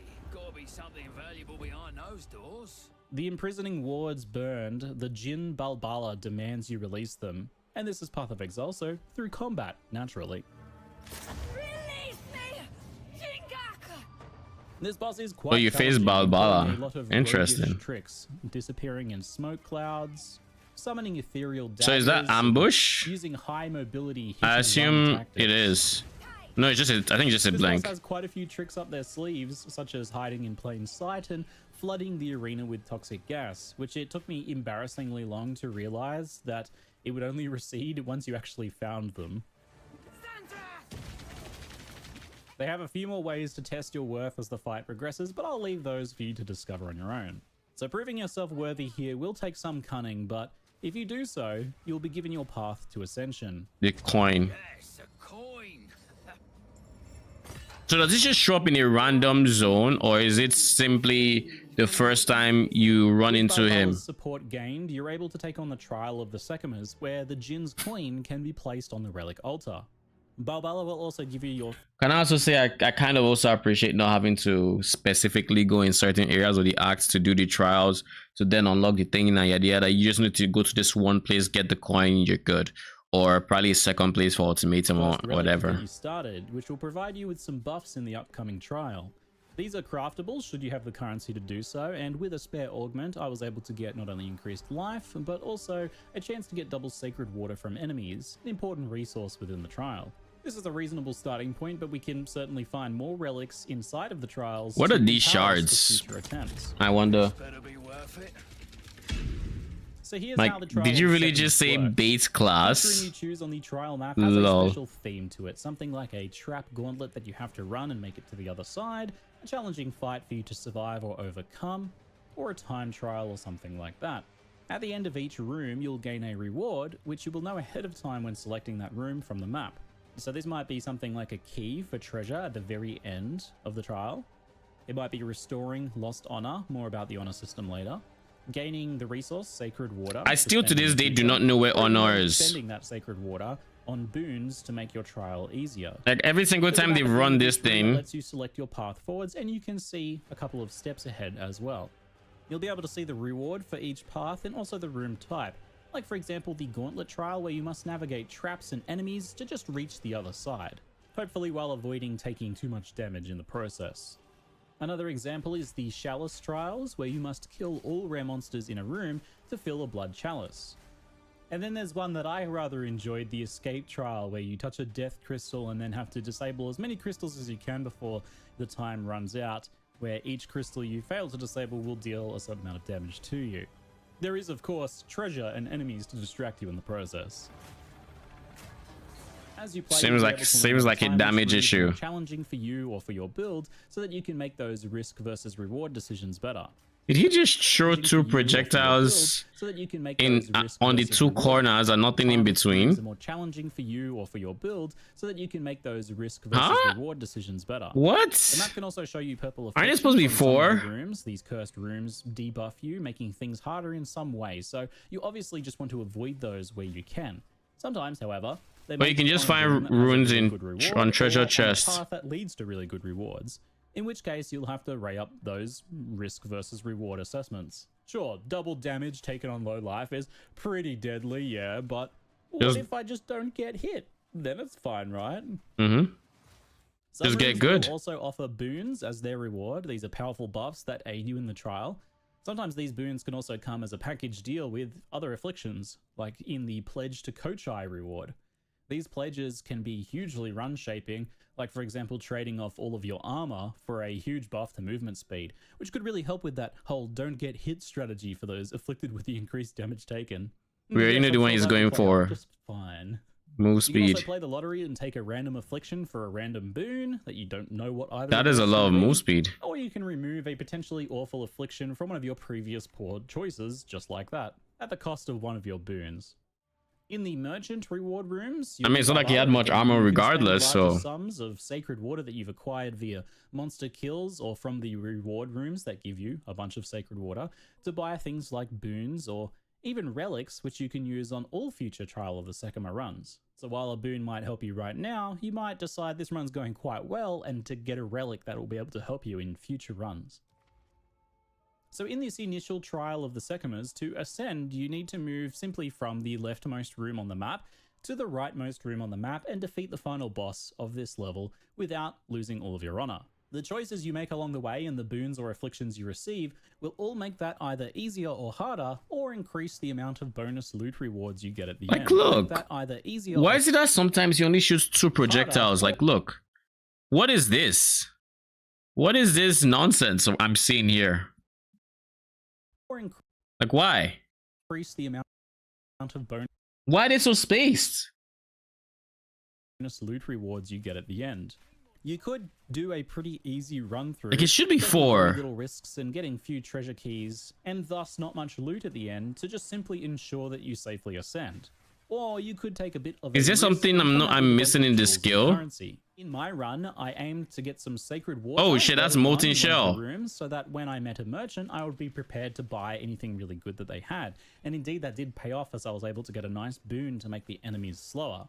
And I also went for one of the pledges of Kochai, hoping to get myself an amazing boon with a downside that I could handle, and indeed that also paid off, as I did get that huge boon to movement speed.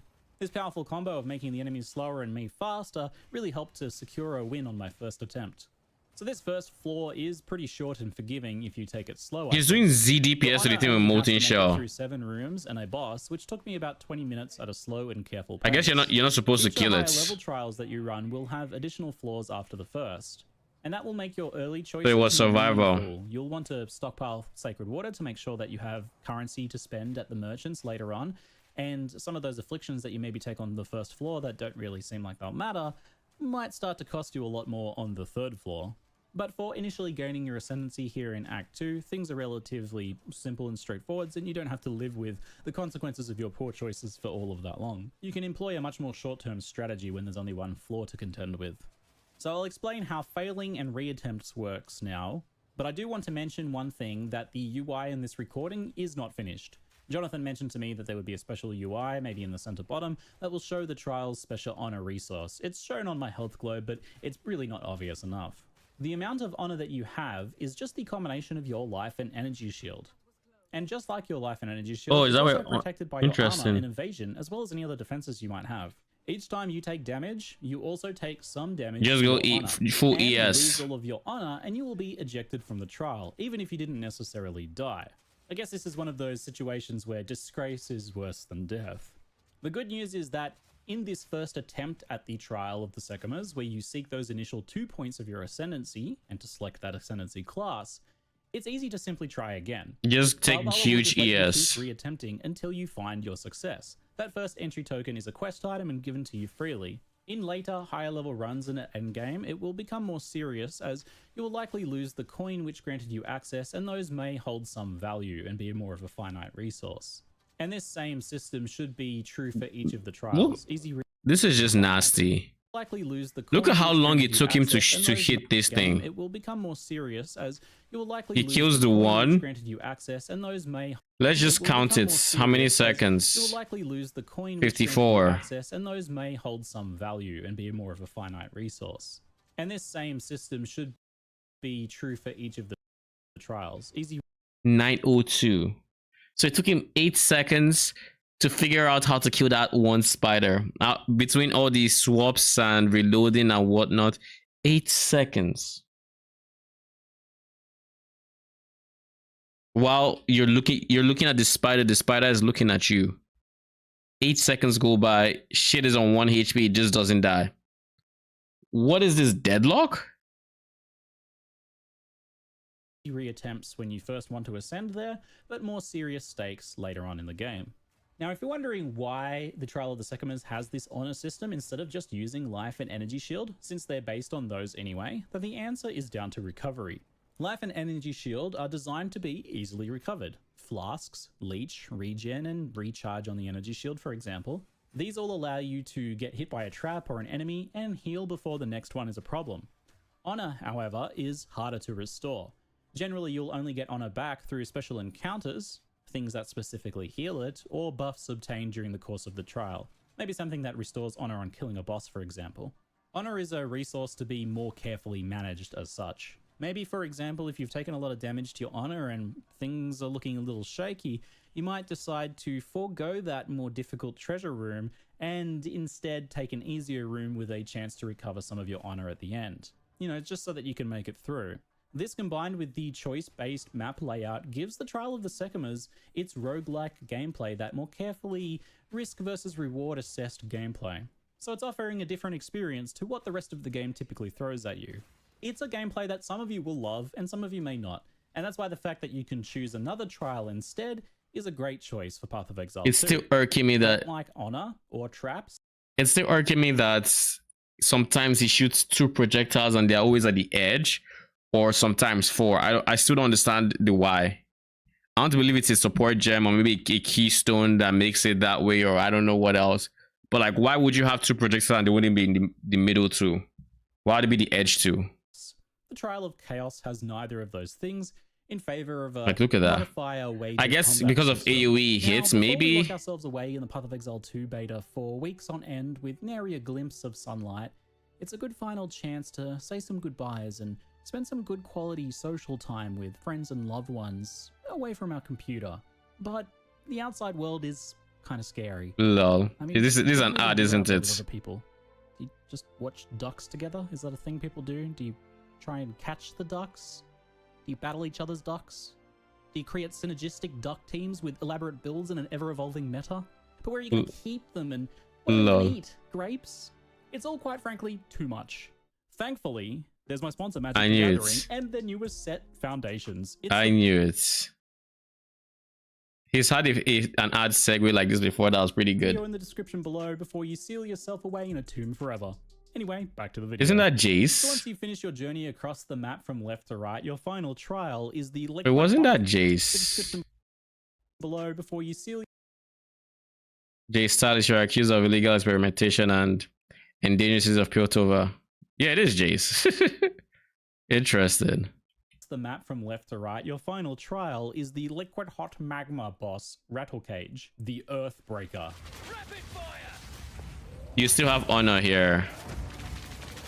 Yeah, you still take damage to honor. Boy is a big lumbering rock with some big explosions and heavy slams, each of which are very avoidable. It's kind of slow. You have plenty of space to move around initially, but Rattlecage does have a few tricks. They have some area denial abilities where slams can place these lava-spewing mini volcanoes that last quite a long time. These will end up around the edges of the arena so that you'll have to move in a bit closer to the boss to avoid them. But a well-timed dodge roll can see you through their embers safely, or slipping around behind Rattles to easily dodge their slams still. As a very large and slow target, freeze, stuns, and slows and other similar crowd control effects are very useful against Rattlecage. And you can potentially chain different types of these control effects together fairly effectively. I use a lot of stun and freeze in this. Rattles has a huge life pool to match their size, and they're pretty heavily armored, as well as being resistant to fire and lightning damage. But it is notable that they are vulnerable to cold damage. I'm mostly dealing fire and physical here with just a small amount of... So I guess the red is your vulnerability. Damage. So while I'm freezing well, I'm not doing a ton of damage here. I didn't really think at the time to go for the armor breaker route here, so Rattles does tank my damage quite well. Stripping their armor or using more cold damage is going to speed things along quite a bit. So take advantage of those things where you can to help the pressure of the area denial that builds up over the course of the fight. As long as you get the pacing of avoiding the large, well-telegraphed slams in the early parts of the fight, most of the fight should be pretty straightforward. However, Rattles does get a little bit angry when their health drops low, and will do a big slam that will begin a rain of magma from the ceiling. And these hit pretty hard, so that last 30% of the fight is quite tricky. It'll likely be the greatest challenge on the first floor for some of you. You can go for the quick kill here, just to try and get that dangerous portion over with quickly if you've got a nice little buffer of honor. Or you can be a bit more careful and patient, and that's a viable strategy because it doesn't last forever. Eventually, the magma rain will stop.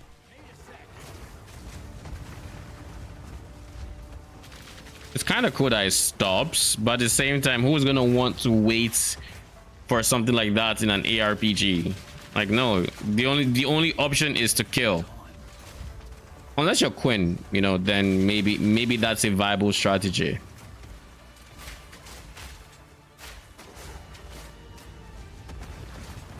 But I feel like Quinn would just elect to get tanky enough to where he can eat the damage. However you decide to manage it, whether you take a more careful and slow approach or whether you try and rush down the boss, as long as you get through the fight with your honor at least partially intact, even just barely, then you can loot the boss, which may include some relics as well, and then enter the final room to claim your prize. Tell me there's still a stash in here at least. The run from various reward rooms are shown on the UI, and here your risks pay off. The different chests, Riga shards, silver and gold, with obviously scaling impressiveness of reward amounts, are also labeled with different reward types. Like for example, the Royal Cache, which contain the Marraketh Trials specialty items, jewels, including the special time loss jewels only available here. The what? Scaling impressiveness of reward amounts are also labeled with the Royal Cache types. Like for example, the Royal Cache, which is a time node that you can slot into your tree.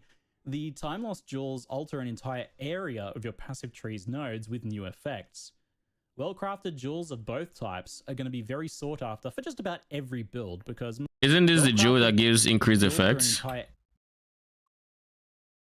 Notable passives have 2% increased curse effect. Oh! With new effects. So they can actually add effects as well. Imagine the spirit implications of that. Are going to be very sought after for just about every build because most will end up getting at least one or two of these. And the good news is that jewels obtained even in low-level trials here could still be quite valuable. Gemlin. But of course, the reason you came here in the first place... Increase attributes, 3 additional skill slots. From here, you can... But of course, the reason you came here in the first place was for that altar of ascendancy. From here, you... What is that small node? But of course, the reason you came here in the first place was for that altar of ascendancy. From here, you can... He was there for like barely half a second, if even. You'll also be granted your first 2 ascendancy passive points to spend right away. That's enough to get one of the initial notable passives. Like, for example, I picked the Witch Hunter's chance to explode enemies on kill, which was immensely satisfying. Now, don't feel bad if you're a bit confused on the idea of the fact that you have the choices between these different trials, of being able to choose where you ascend and get your points. I'll explain that now. There will be 3 distinct and separate trials. The Trial of the Secumers in Act 2, that Sanctum-inspired roguelike dungeon we covered here. I assume they're both in Acts. Ultimatum-inspired Trial of Chaos, or you can wait till Act 3 before... Which will focus on a more reward combat encounters style with stacking challenges. So I guess I'm ascending in Act 2. And then finally, there will be a 3rd trial that is yet to be revealed, available in Act 4. People speculate it's going to be Tota. Because obviously Act 4 doesn't exist. Imagine if it's Izaro.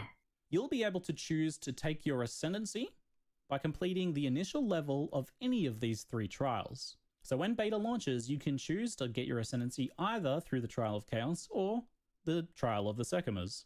So that initial run in any of the 3 to get your ascendancy is pretty straightforward. So you can just choose which one.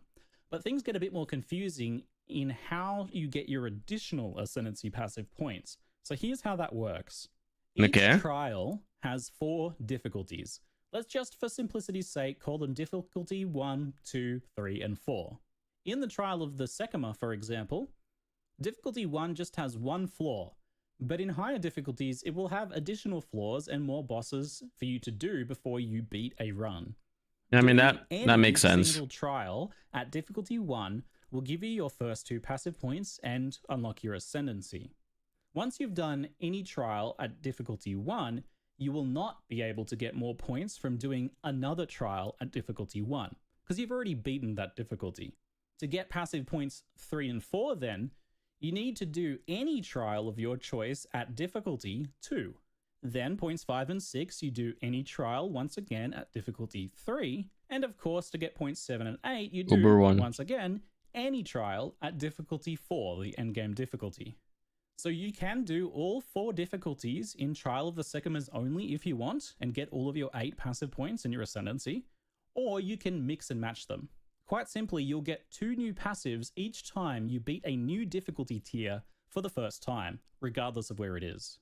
What might end up confusing people, I think, especially coming from Path of Exile 1, is if you do the Trial of Sekhmet in Act 2 and get your first 2 points, and then you do the Trial of Chaos for the first time, and then you don't get anything as well, expecting 2 more points. But you've already done that kind of first tier, right? You just did it in Trial of Sekhmet already. In order to get those additional points, you'll need to, at a higher level, get a special key to access a higher level difficulty 2 version of one of those trials. Now, the nuances of how to min-max this progression and what is the best strategy for different builds, etc., is for us to discover when we play.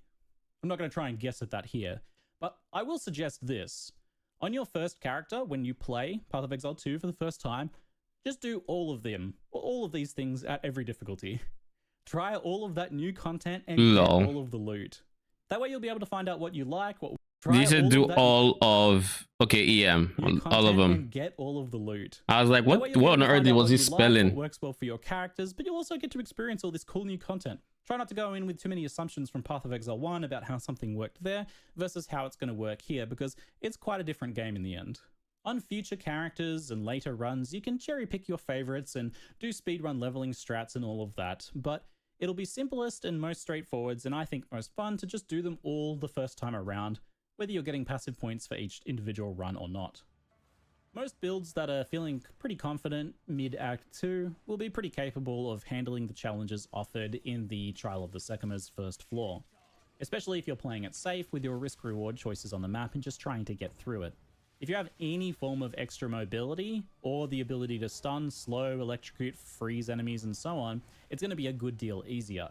The final boss may well be the biggest hurdle for some players with its spicy fire rain, but it's also very susceptible to crowd control effects like stun and freeze. And if you do manage to score a boon that slows enemies down or speeds you up, then it'll become a lot easier.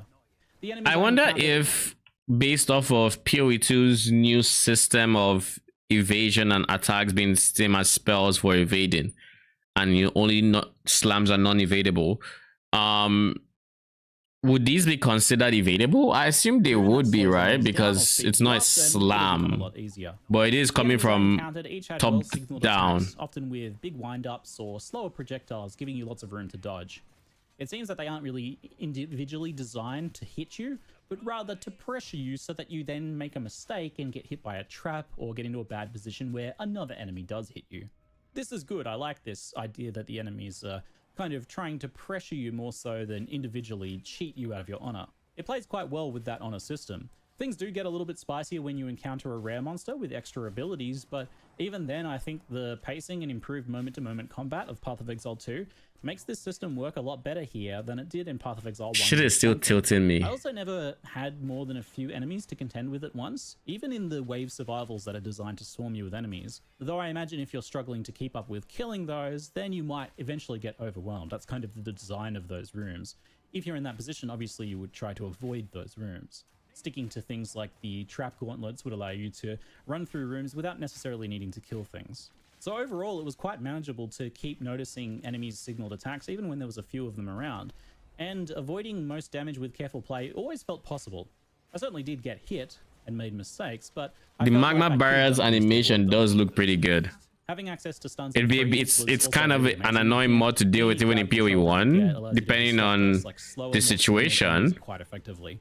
I think the only thing but I love the animation here. Improved was a bit better signaling of the falling magma rocks in the final boss fight. An indicator on the ground, maybe some extra drips or something like that that's going to show you where they're going to land would be nice, as they do hit quite hard and are a little hard to see. Ultimately, yeah, they are pretty. A lot of choices. They aren't the best telegraph because like they're the whirlwinds that are showing up all over the place, and they easily blend into the background. Like it's easy to not see this while you're playing. Is also a really helpful factor in making this whole thing feel more fair. If you struggle in the Trial of Sekhmet, you could reattempt and try and find a better path and take more boons and healing, for example. Or you could just go progress through the campaign a little bit more, get some more levels, get 1 or 2 gear upgrades, and come back way more equipped to be able to do it. I managed to do it successfully right as I found it. I was probably a little bit over leveled due to exploring the zones, but if I did like another zone or two, I definitely would have been overqualified. And then there's always the choice of just foregoing it entirely if you're just struggling and not enjoying it, and going for one of the other trials. I think this is a big step up from the Labyrinth and Path of Exile 1, that's for sure. Long term, I think the allure of well-rolled jewels. He didn't talk about the farming.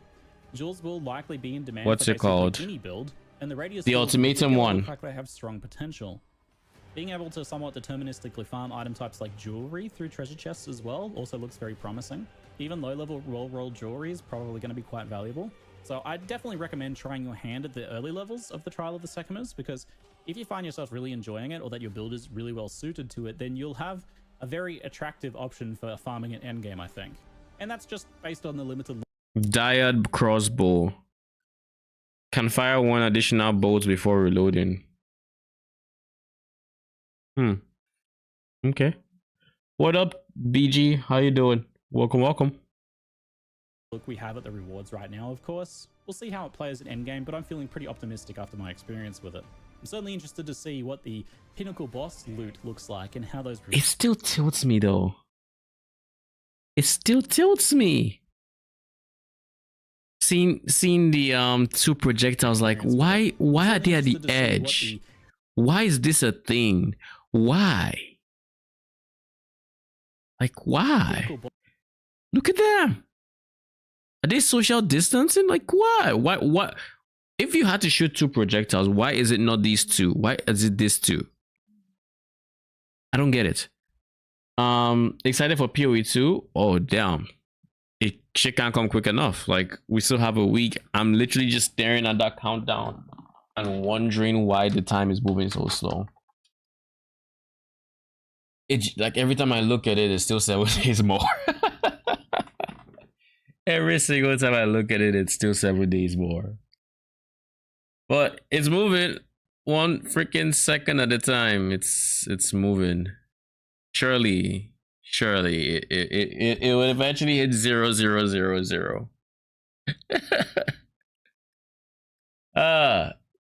You wanna play crossbow?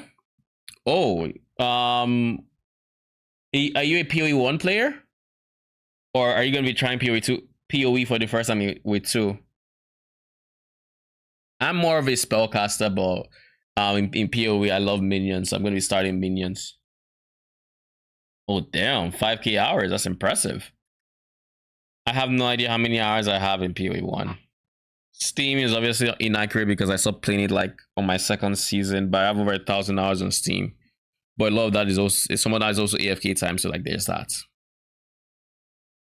If I had to say, I don't even know, but I have a lot of time on PoE 1.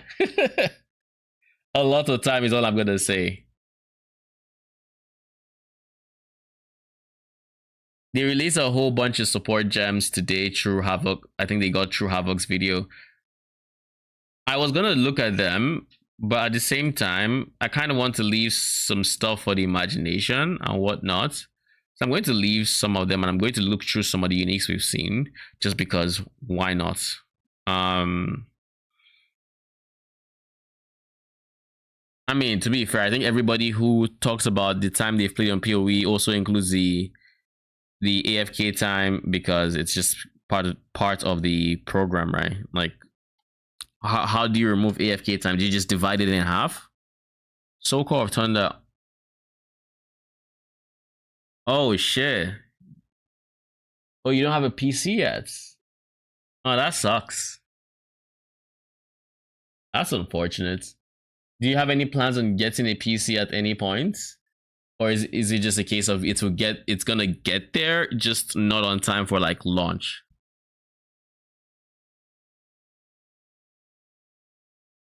Arcanist Etcher. Quality. So quality on one staff and scepter is gonna be different from quality on weapons like crossbows. Maybe borrow? I mean, if anything you have to play on the launch is gonna be insane, but I mean, if you can't, then you can always just experience it with the rest of the community, watching a streamer or whatever else, because the exploration phase is going to last long enough. We are still like, a lot has been found out about like items and whatnot, right? Through reveals, through gameplay, through whatever, but there's still so much we don't know. Like nobody, I think, has played the end game to my knowledge. The furthest people have gone is maybe I would assume Ziggy got to like Act 3, maybe, but like there's a lot we don't know. Most most people in the recent event, I think, got to like Act 2, but like that was about it. And even then, I'm not entirely sure people got to the final boss in Act 2. Have you tried the beta? No, I haven't. I haven't played anything. I have not played anything, sadly. I'm just waiting. First I'm going to be playing PoE 2 is when this timer hits 0, like the rest of everybody else. So we'll get there. We'll get there. 1 second at a time is what it feels like, but we'll get there. Oh, BG, thanks for the follow. Appreciate it.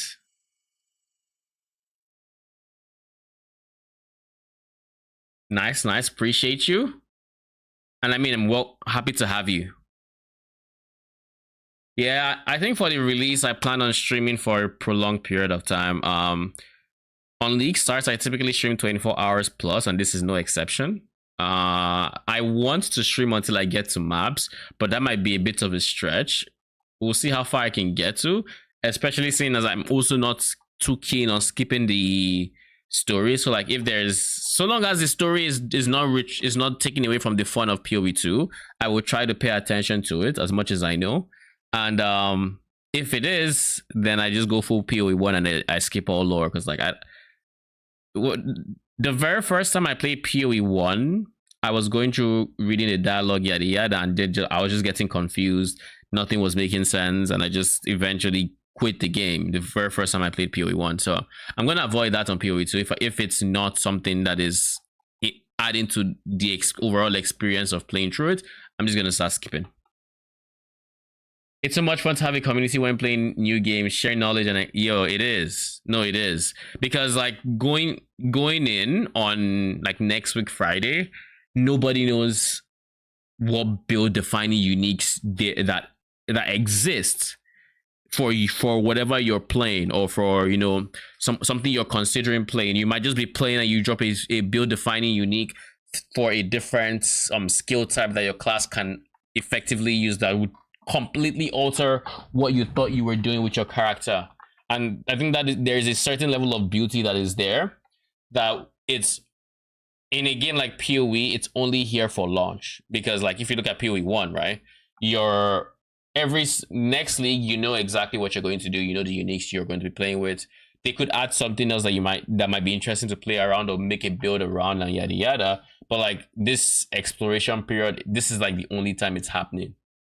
So it's going to be fun, and especially that final pinnacle boss that they haven't revealed. That boss seems like it feels so mysterious, and it's going to be so difficult to get to, because I suspect it is surrounded by a bunch of the one portal gameplay. So you're not allowed to down any of his. So basically the way it works is he has 3 lieutenants. There are 3 camps that have keys. Each camp that has a key to that final boss has 2 lieutenants. So you have to go kill the 2 lieutenants, then kill the final boss of each camp to get the key. So 3 fights, so that equals 9 fights. So in all these 9 fights, you're not allowed to die, because if you die, they will move on to wherever else you're going to, and you have to re-find them. So it's going to be, so you have to kill the bosses 9. You have to basically beat all of them potentially on the first try if you want to be the first person to see it, and then go see the final boss and have him snipe you from, and do however much damage, one shot you, and you know, rinse repeat. Because like that final boss is going to be such a challenge. And once you get to like, I don't know if it also has the difficulty system. I have zero idea. I know the league mechanics do, so I'm inclined to believe it has a difficulty system. In which case, if it does, I can imagine what its difficulty 4 looks like. Did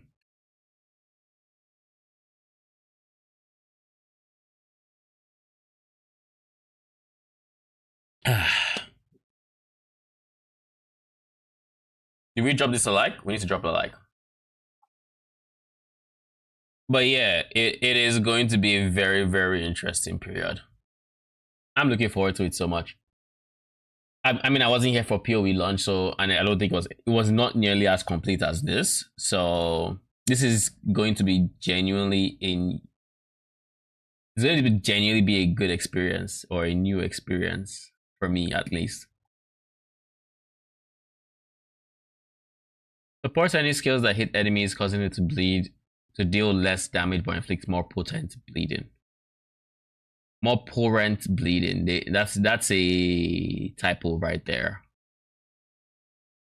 More effect of bleeding but less damage with hits. So basically it's like deadly ailments but with a slightly lower downside.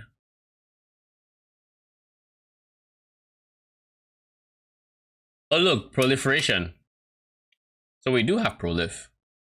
I'm just gonna check out the things that I think sound interesting. Other skills apply days when fully breaking armor. What is days? Does it say?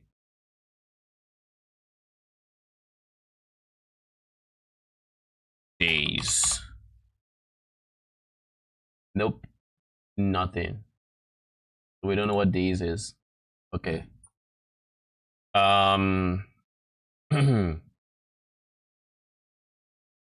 of course, days in Christ, same thing. Days.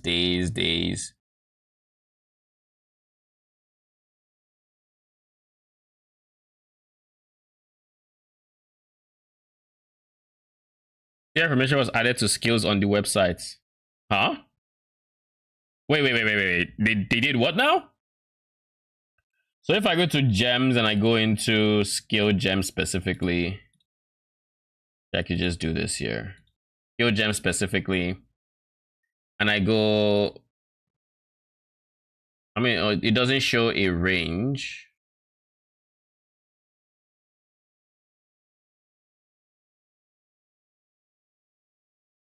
Kelly.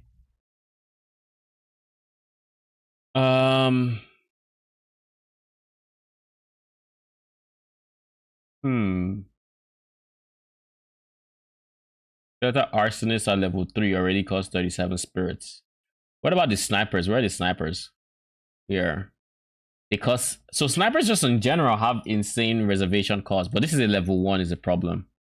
I suspect the first few levels we'll see the spirit cost drastically reduce, and then it's kind of starts reducing at lower paces, because like there's no way arsonists really cost, like the reservation cost for an arsonist is like almost 3 times lower than the sniper, or I guess a third of the costs, I should say. Like even the Reva is 28 versus the 90, but this is a tier 9 and the level 7. Okay, so this is what they were talking about. It says the tier.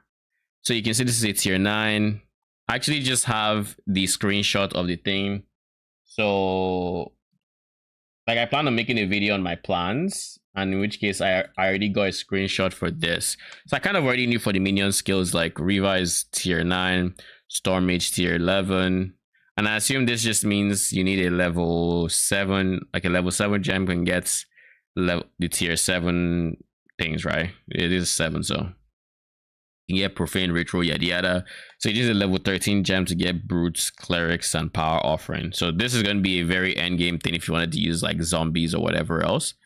Most likely we'll just have to use Profane Ritual till then for power charges, or there could be a better source of power charge generation for witches other than Profane Ritual, something we can get earlier just so we can really take advantage of zombies. But I don't know that I have seen anything like that yet. I haven't seen anything like that, basically. In any case, oh, this costs a lot of mana. I'm just now realizing it. It has a pretty decent mana cost on the offering. Do all the offerings have, where's Pain Offering? Yeah, its cost is not nearly as nutty as this. I guess that's why it's, so that's the biggest limit between them. It's this huge cost, where after like two casts you are probably going to need to start chugging your mana potion, and you better put them in spots where they're not gonna get destroyed before you get your power charge, because it looks like there's a duration. So they you impale your skeleton, then the duration happens probably like a second or 2 seconds, then you gain your power charge. Okay. So that's the tier information they're talking about. Then Curses are tier 7, it looks like.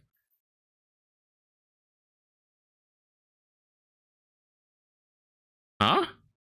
Grants level 9 living bomb.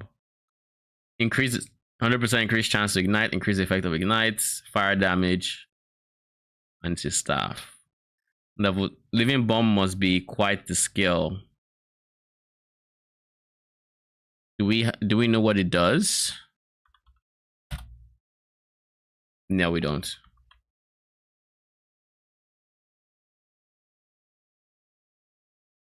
I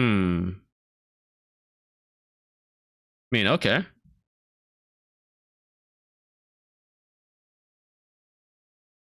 Three fingers, mitts. It just gives giant's blood?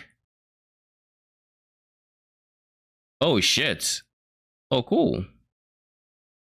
This was in the reveal, this, and this.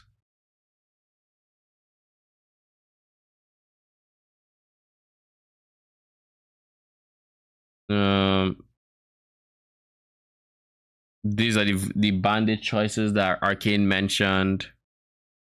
Cluster grenade. Fire rounds target explodes when it fuses, showing out this Nova small grenades that also explode over further duration. Oh, that's the one we saw. It was teased way back when. Okay, I think that about covers what I'm even interested in. I couldn't care less about a lot of the other things. Distill, like all of these things are things we'll figure out later. Like I'm really not even bothered about it. Yeah, so I think that about covers all the information I think I know. Like there's no interview that I have not seen yet. I don't know when Zizaran's interview with Jonathan is. I don't know if he mentions it. Let me see. Ziz. There was a Reddit post I saw where he... Oh shit, it's here. No, it's not. This is Gazi and DM's interview. It's not that. You know what I want to... You know what I want to briefly check out before I end stream? Now, there's no point in doing that on stream. I was going to check out what's this game's name? There's a game that's all over the internet pretty much. It's I forget the name. It has a 2 in the name and starts with like an R or something. Like I don't know if it's River 2, some. And I was considering looking into like another game to play until like launch, because at this point I don't have anything else to play. I think I have reached the point where I have also given up on beating the Showdown 20 boss on Torchlight. It just isn't a fun grind to get to the point where... It's not a fun grind to get to the point where I'll be able to beat it, basically. So I'm just not going to bother. The most exciting ascendancies. I don't need to know this. I don't need to know this. There's so much I don't need to know. I don't need to know this. Like I'm very careful about I guess the spoilers I get, right? Very careful. I don't want to know anything that I think will be a proper reaction from me on day one. So I'm fine with Keystones. Wait, that reminds me, you can actually check out Keystones. I'm fine with Keystones. I'm fine with the bigger things. Support gems are okay, but like I don't know the nitty-gritty of the skills used by minions, so I don't even bother looking at support gems, because what I think could be good now might not actually be good later on. I could look into it enough to make a rough guide for day one, but I also think I just want to YOLO day one without creating that structured of a plan. So let's look at Keystones. There'll probably be Keystones that I haven't seen.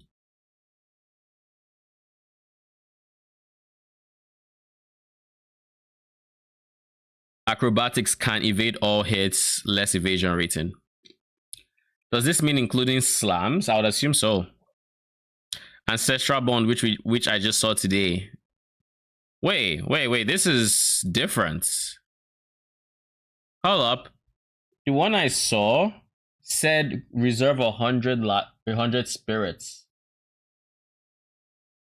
So which one is older? I'd assume this is more up to date.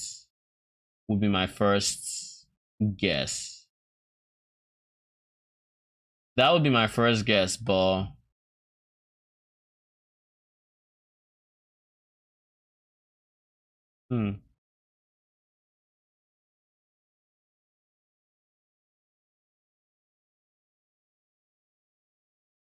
like, this is what I'm talking about.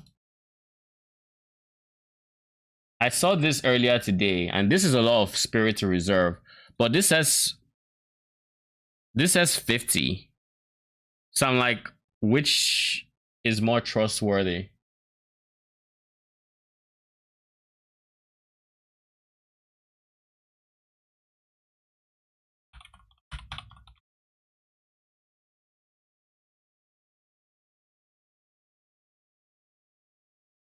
Is this recent?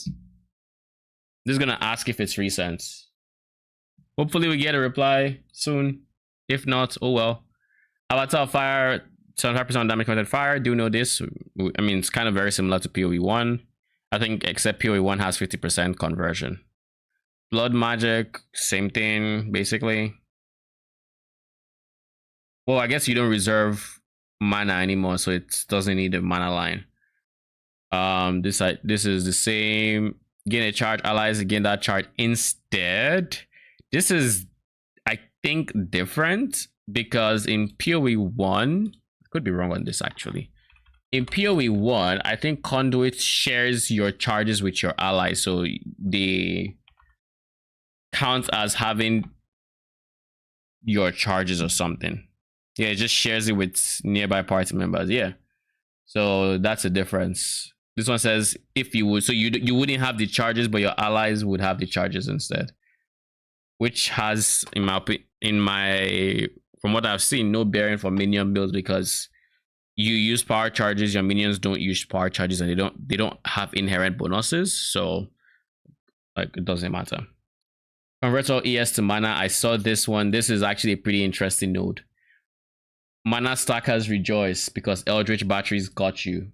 All ES, you just wear all ES node and all ES nodes, and all of a sudden, you know, you have this paired with Mind Over Matter, which makes all damage go from mana before life, and you have a very, very interesting build where your mana bar is essentially your first life pool, and then your life is your backup, with no room for ES because it's getting converted.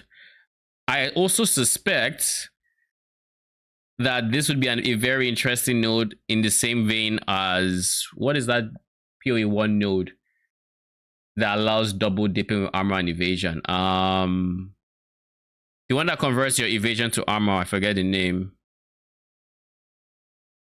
What the fuck is that keystone? I have to open PoB for this one, don't I?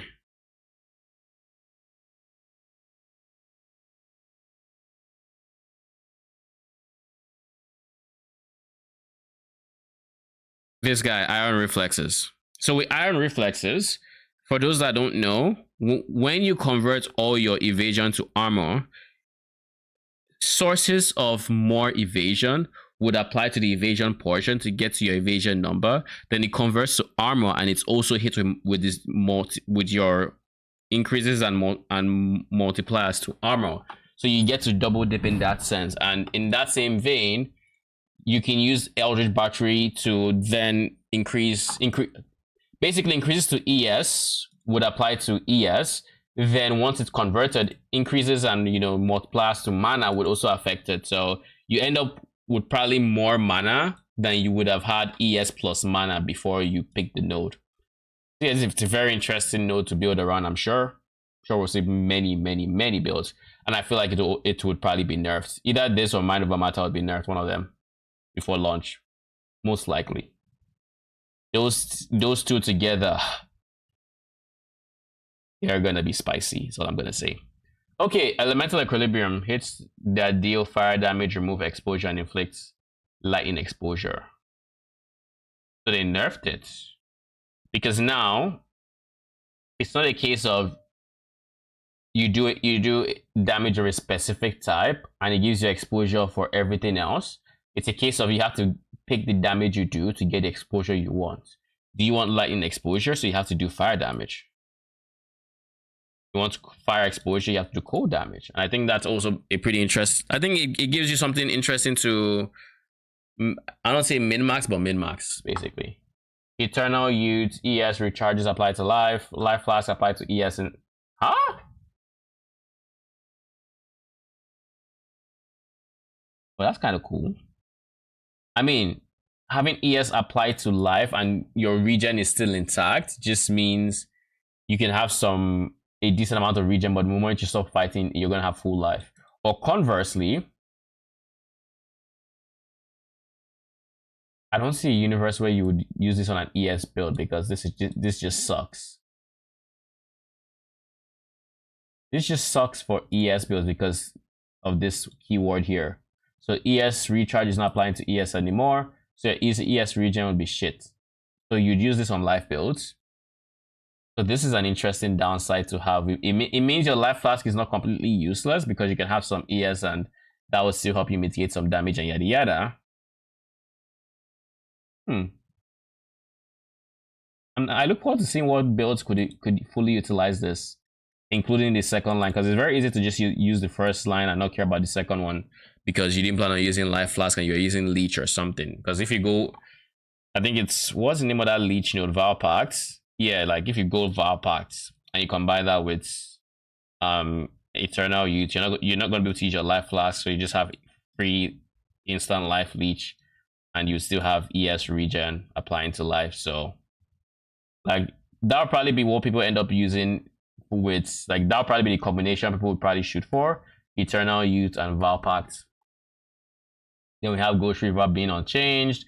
Giant's Blood is an insane keystone. Glancing Blows, your block chance is doubled. You take 50%.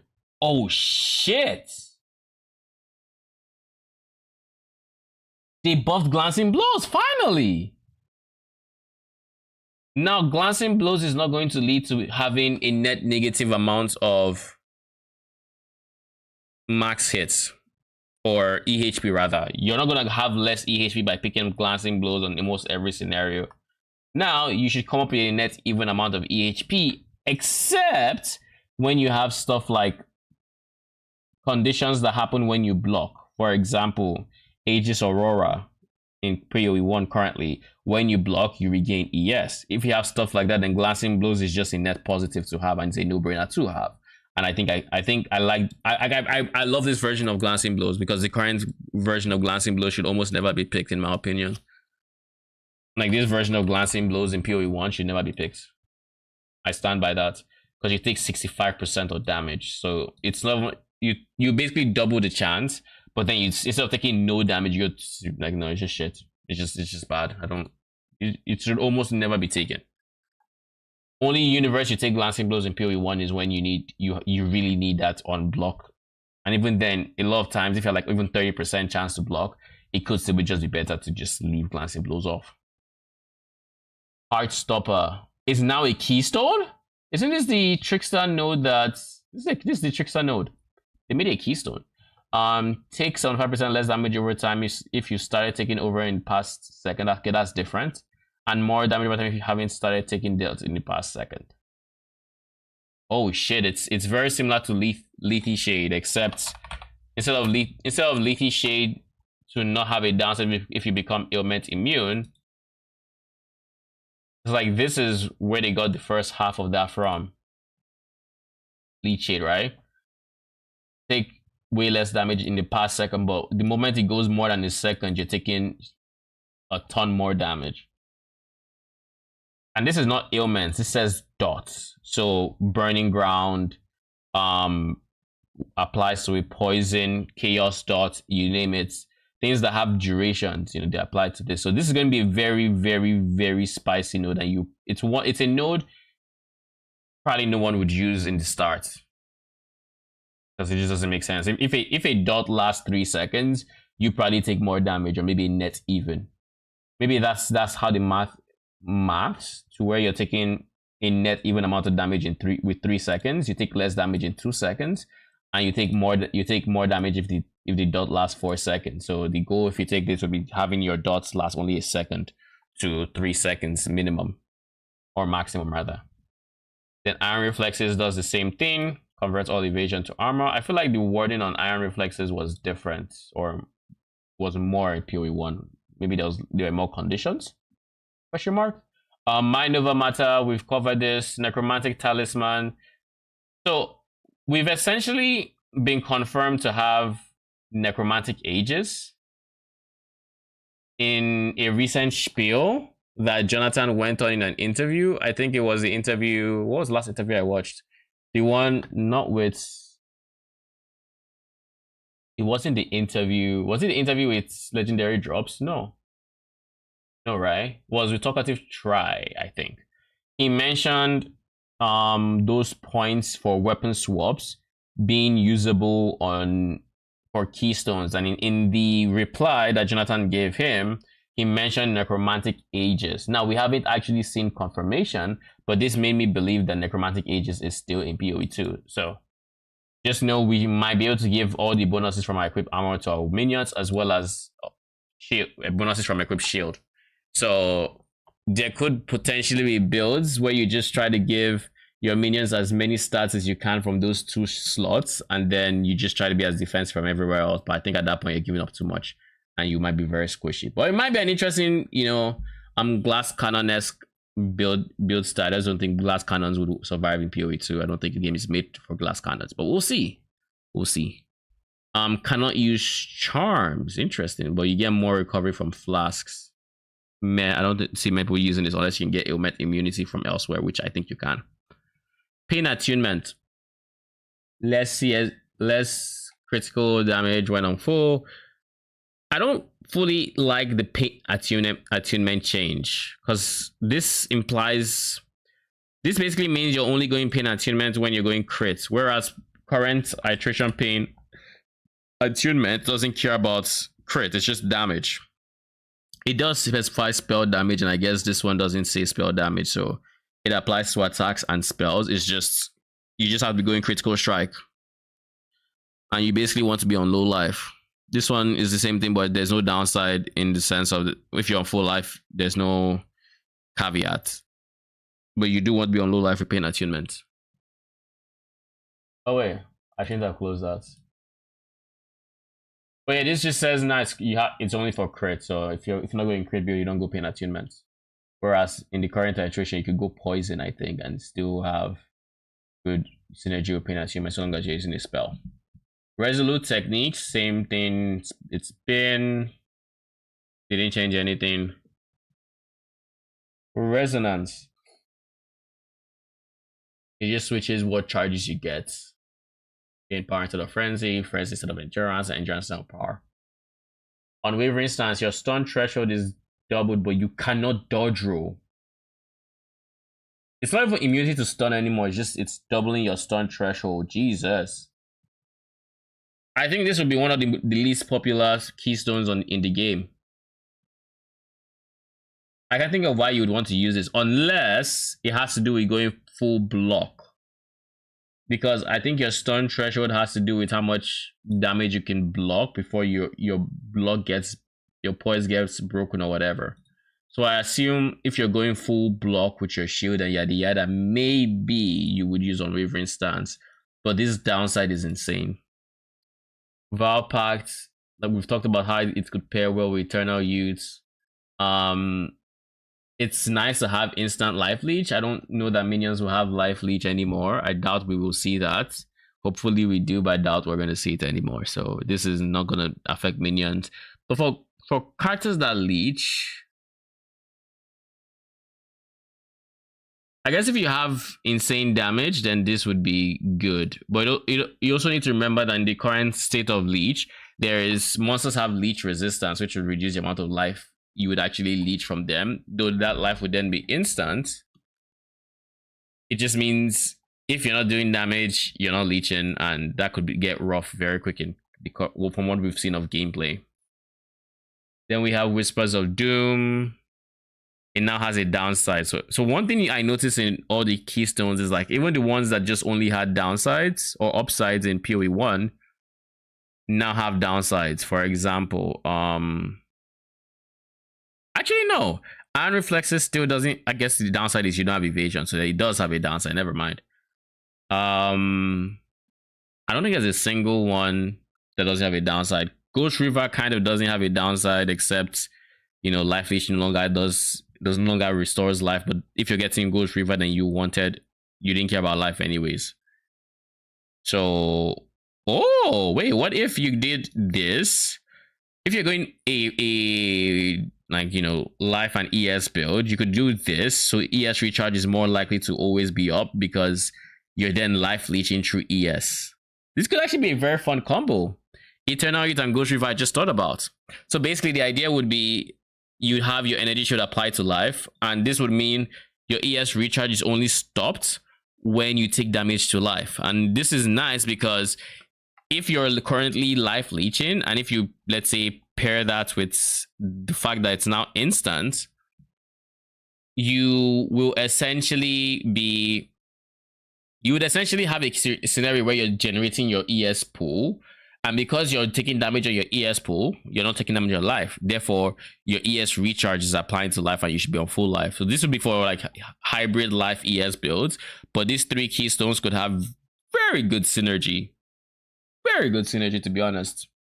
That's kind of nice. Then we have Zealot's Ode, which does the same thing as PoE 1.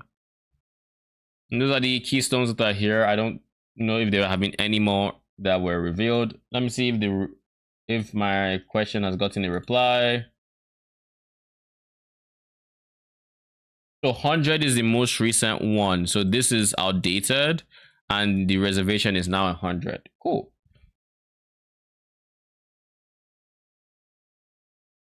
Yeah, 100 spirits is kind of rough, but if it means you can get to, I don't know, 10, 20, I doubt we're going to get to 20.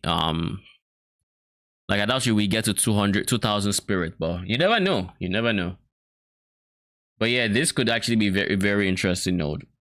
Maybe this is reason to go Chayula, Acolyte of Chayula for totem builds, because you just gain a ton of spirits by being the ascendancy, or I guess darkness in that case.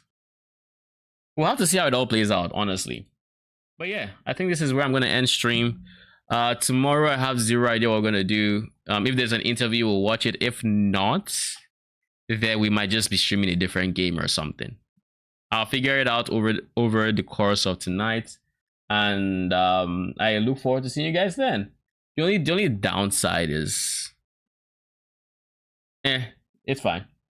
If we stream a new game, we stream a new game. It is what it is. Anyways, thank you for stopping by. I appreciate y'all. I'm gonna be back tomorrow. Till then, good night.